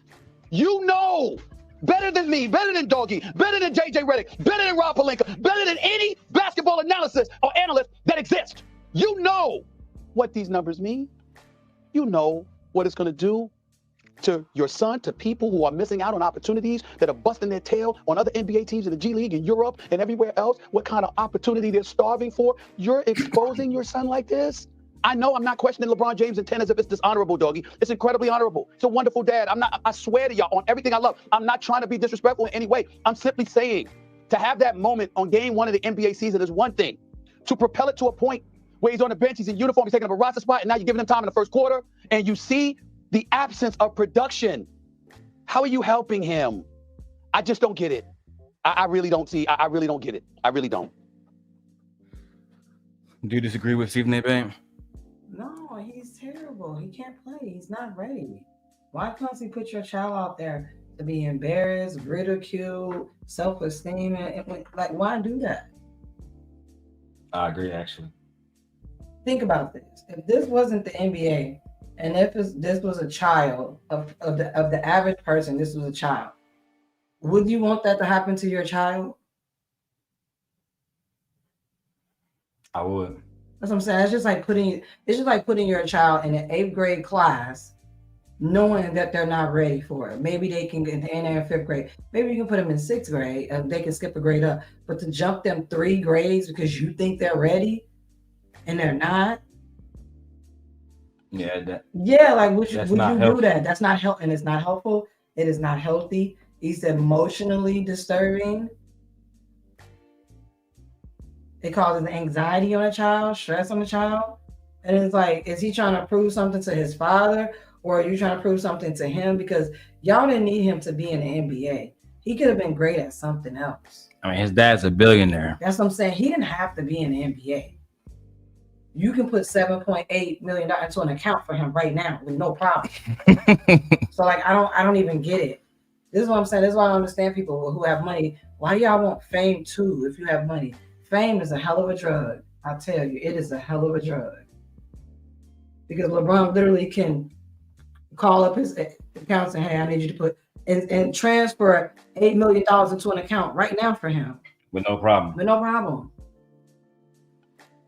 So why are you in the NBA? I just don't get it. I don't understand. And Savannah, as a mother, I cannot see my child being to a part like this. Like, he's not good. Y'all need to pull him back. He can do something else. I actually agree. I think that was the whole thing. Now, this did lead to a confrontation between the two. And let's get to that because Stephen A. Smith had this to say on his YouTube channel. Confrontation with LeBron James on First Take, but now he's gone on the Stephen A. Show on his YouTube channel and has revealed. I don't want to see his commentary. So this is where the confrontation happened between LeBron James and Stephen A. Smith at the Lakers game. Where during a timeout, I believe it was in the 3rd quarter, I was confronted by to win for the exact same reason. Here's what was said. I was sitting courtside where during a timeout, I believe it was in the 3rd quarter, I was confronted by none other than LeBron James himself. LeBron had some choice words for me in regards to comments I've made prior about him in regards to his son, Bronny James. Before I get any further, let me just put to bed a couple of things that have been reported that are false. People was talking about LeBron called me out my name, or somebody said he called me a bitch. Somebody said he called me a punk and all this. None of that is true. He was fiery. He approached me during the game and he said, stop effing with my son. That's my effing son. Stop effing with my son. Come on now, Brian. So your son is an awful basketball player. Your son is worse than Darko Milicic, who was drafted by the Detroit Pistons when we had an opportunity to draft Dwayne Wade or Carmelo Anthony. And that was the same year that LeBron was drafted. I can pull it up right now. Thank you, man.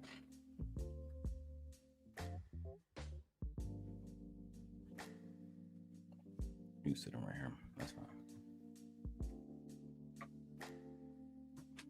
Somebody popped up. Give me 1 second.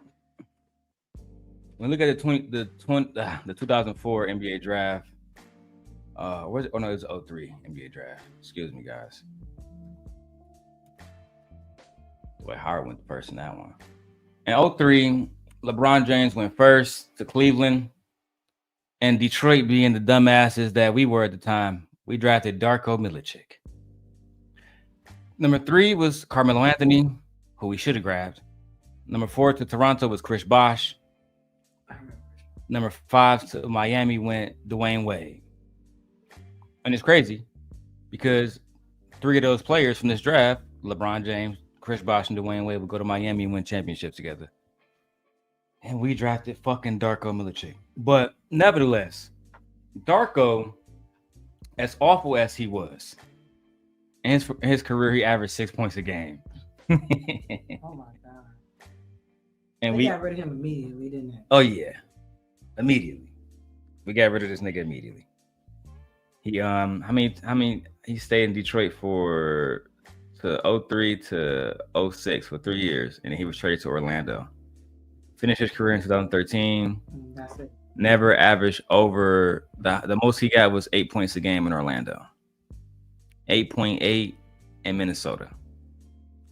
For his career, he averaged 6 points a game, which is nothing compared to the people who we could have got, like, well, Carmelo Anthony, for example, who you see his rookie year, 21 points a game. The very next year, 20. Next year, 20, 26. Next year, 28 a game. So, you know, the Pistons blew it. And bring up Nay real quick. What's up, Nay? I don't even understand why this nigga mad. That's part of the territory. Like, you should have known that he was going to suffer criticism. Like, I don't understand why you mad at people doing their job. If he bad, he bad. It is what it is. I mean, he's LeBron James, and his son is. I don't give a damn. You should have known this was going to happen once he became a professional NBA player. You're going to suffer criticism. Don't nobody feel bad for him. You're not going to feel bad for him. Damn. Yeah, I agree. Why would you even put your child through that shit? He wasn't ready. His brother is a better player. He wasn't ready. That's why you see that none of Michael Jordan's kids, even though some of them, one is a good basketball player, are not in the NBA. They went and did their own thing. Like,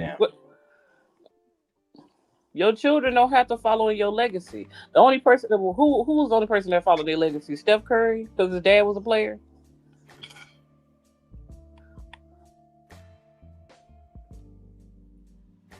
Do you think that LeBron should have never approached him at all, even as a father? No, he should have never approached that man. Period, because he ain't doing nothing but his job. That's it. He did his job. He ain't doing nothing but his job. Literally. Yeah, he did his job. He's coming at him personally. He's literally talking about him. But some people argue, just to play the devil's advocate, that because Bronny James is a child, in some people's eyes, no, he is not a child. He's a grown man. He's not a child. No. He's 19. I have no remorse. I said he is not a child. He's a grown man, and you put him in a grown man sport. You really did. So, but the thing is, so 19-year-olds can't be criticized about their jobs?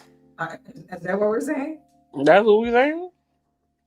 Are we saying that 19-year-olds can't be criticized about their jobs, especially a job that they have is extremely public, nationwide, worldwide? Mm-hmm. That's what you're saying to us.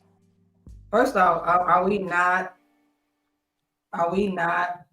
judging child stars? Are we not doing that? I mean, they had a whole thing for Billy, didn't they? That's what I'm saying. Like, no, I don't want to hear it. I don't want to hear you. I don't have no remorse. He's working for a company that is publicized, and every team member is up for scrutiny. He's not like he's been isolated or anything like that, or they're just singling him out. No, anytime you go to the Lakers, you're gonna be scrutinized, and if they're not talking about you, that means you probably just want a low-level player. Damn. So people just don't care about you. But this is the Lakers. And then your father's. That's just like Barack Obama having a son. And we don't talk about Barack Obama Jr. Are you crazy? Don't talk Are you about kidding? Barack Obama Jr. What? Y'all talk about his kids all the time, Sasha. And his other Y'all talk dog? about other people's kids too. You know, it's crazy because Shea Good Alexander, babe, he wasn't always that good, right? Let me show you. When he came in the league, he was also 19 years old. People didn't believe in him, and he was drafted by the other LA team, the Clippers. His first year, right here, you can see right here with the Clippers. You probably can't see it, I got it real small. He only got a little bit of playing time. He made Rookie of the Year. And he only averaged 10 points a game. Next year, he was traded to OKC. Let him start 19 points a game at 20 years old. Next year, 2022, he averaged 24. 2023, 31. 24, 30. And this year, right now, he's averaging 32 right now as we speak. So his game is improving over the years. Tremendously. No. So that means whatever he's doing, he's going to continue to do it because it's working. Yes. You can see the progress. Yes, this kid is extremely talented. Nay, this nigga's shooting 52% from the field, averaging 32 points a game. Oh, okay. You know how crazy that is? Mm-hmm. He's probably averaging 16 shots a game. Right? Let's say, I'm not going to break down his whole game right now, but I guarantee you he's averaging anywhere between 5 free throws, 6 free throws a game, and 16 to 20 field goals a game. There's no, how many shots you think, Nate, he got to make to get 32 points on average? At least 10. Mm-hmm. His last game, he went 13 out of 18, babe. This nigga Bronny James shot 1 for 16. Damn. This nigga went 13 out of 18. Two for 2 from the 3-point line. He didn't miss. And 2 for 2 from the free throw line. Nay, with 9 assists, 1 steal, and 6 rebounds. Damn. Exactly. They ended up blowing out the team 141 to 106. Blew them niggas out. In the hood, we call that a 21. Once we beat you by 21, game automatically over. That nigga is balling. But let's keep going. Matter of fact, we don't gotta keep going. We can keep going to the next my next topic. Which one do I want to do? So many. Michael Jordan started a health clinic. Nobody's talking about that. That's why nobody cares about that. Do y'all care about Michael Jordan starting a health clinic? Well, that's what I thought. I'm glad he did it. That's wonderful. That's great. Yeah. So. Do we care about Sherry Shepherd and Nia Long fighting? Why are they fighting? Let's go to it. Let me go ahead and get to it right now. Why are they fighting? And I'm gonna go to the impressive vibes because Sherry Shepherd recently dropped a video on her YouTube channel saying that during the premiere of Othello, which premiered in New York City, starring Denzel Washington and Jake Gyllenhaal, who produced it? Candy Bears and oh yeah, from Real Housewives of Atlanta. Yeah, Candy Bears is Candy is talented. We already say Candy is talented. She fine too. Yeah, gotta give her that. So Tyler Perry on that joint too? I don't know if he's in it. No, I don't think he's in the play on cast, but is he on the background, like the funding, anything? I don't know. Because I saw him at the premiere. Yeah, Candy got a lot. No, he was at the premiere. Him and two, the one who played what's his name? Her name?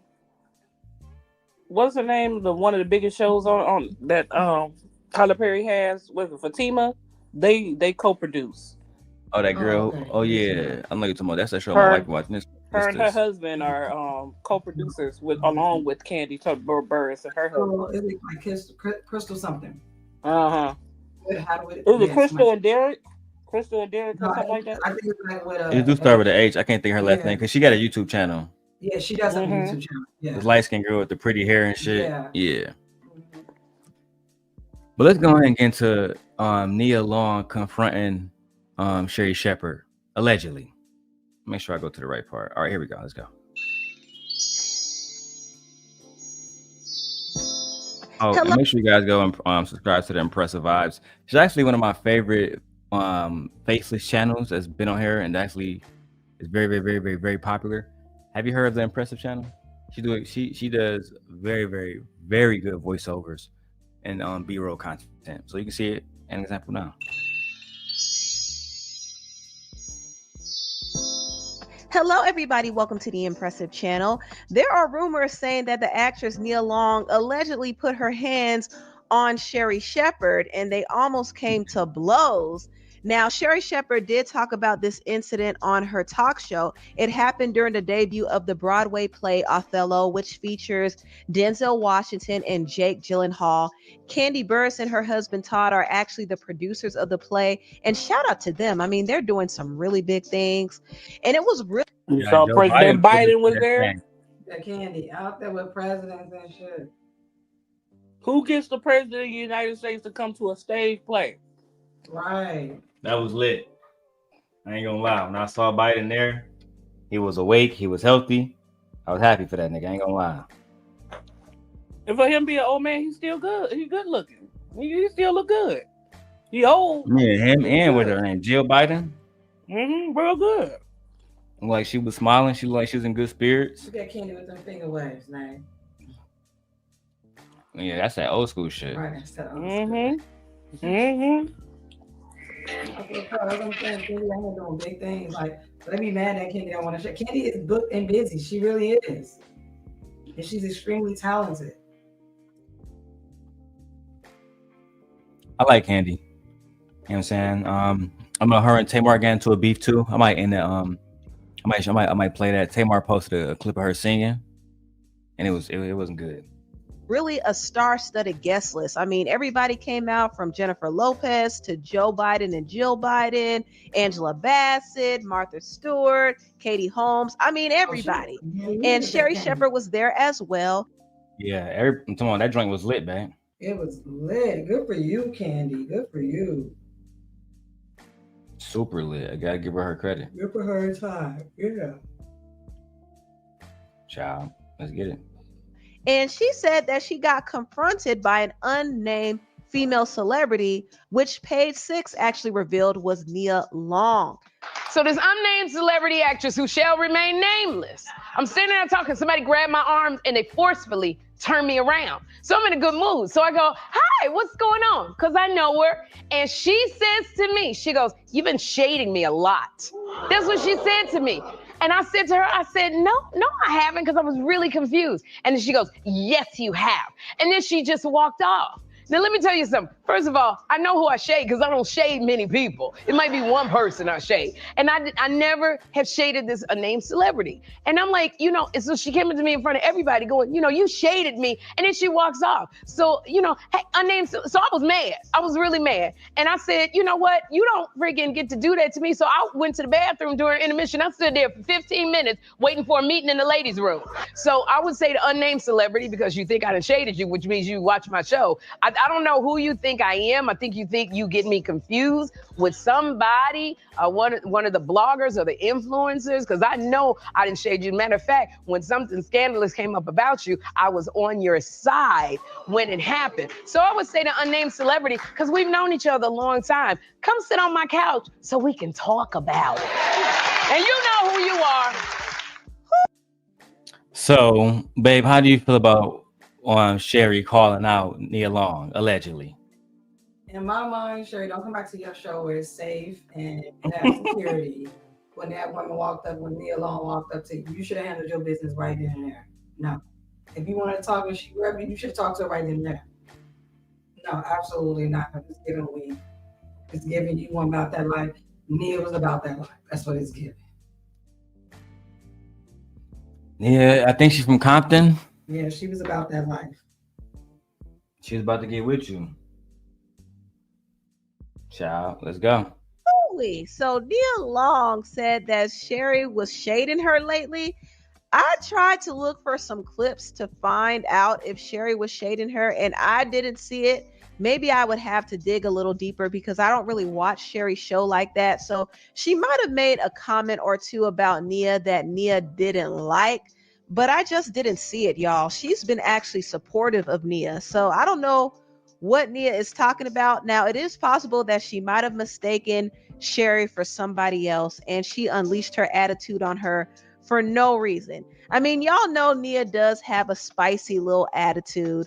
And yes, she will snap on some people. I mean, there was a point when she was on the show Empire and she was snapping on some of the people behind the scenes.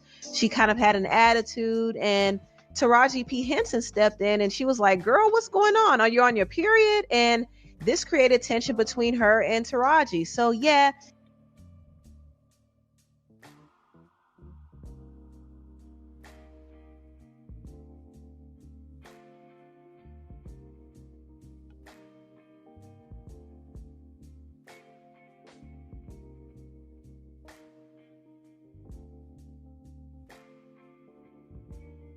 You cut me deep.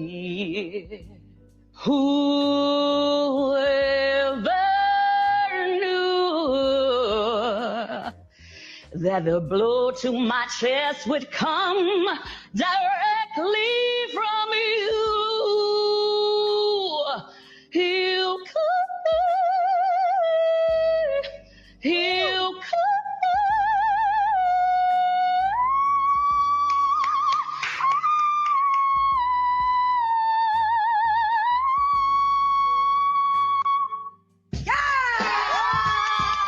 Shamari King.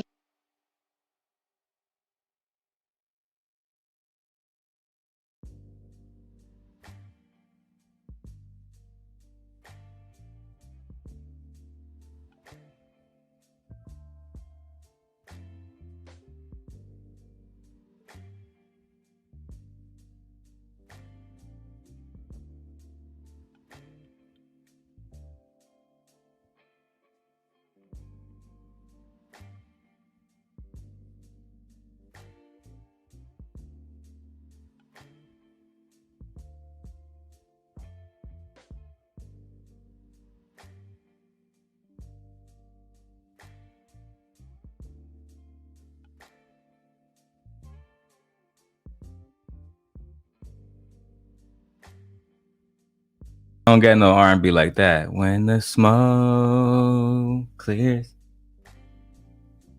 only in love and war. Dominating the niggas. Let me see that.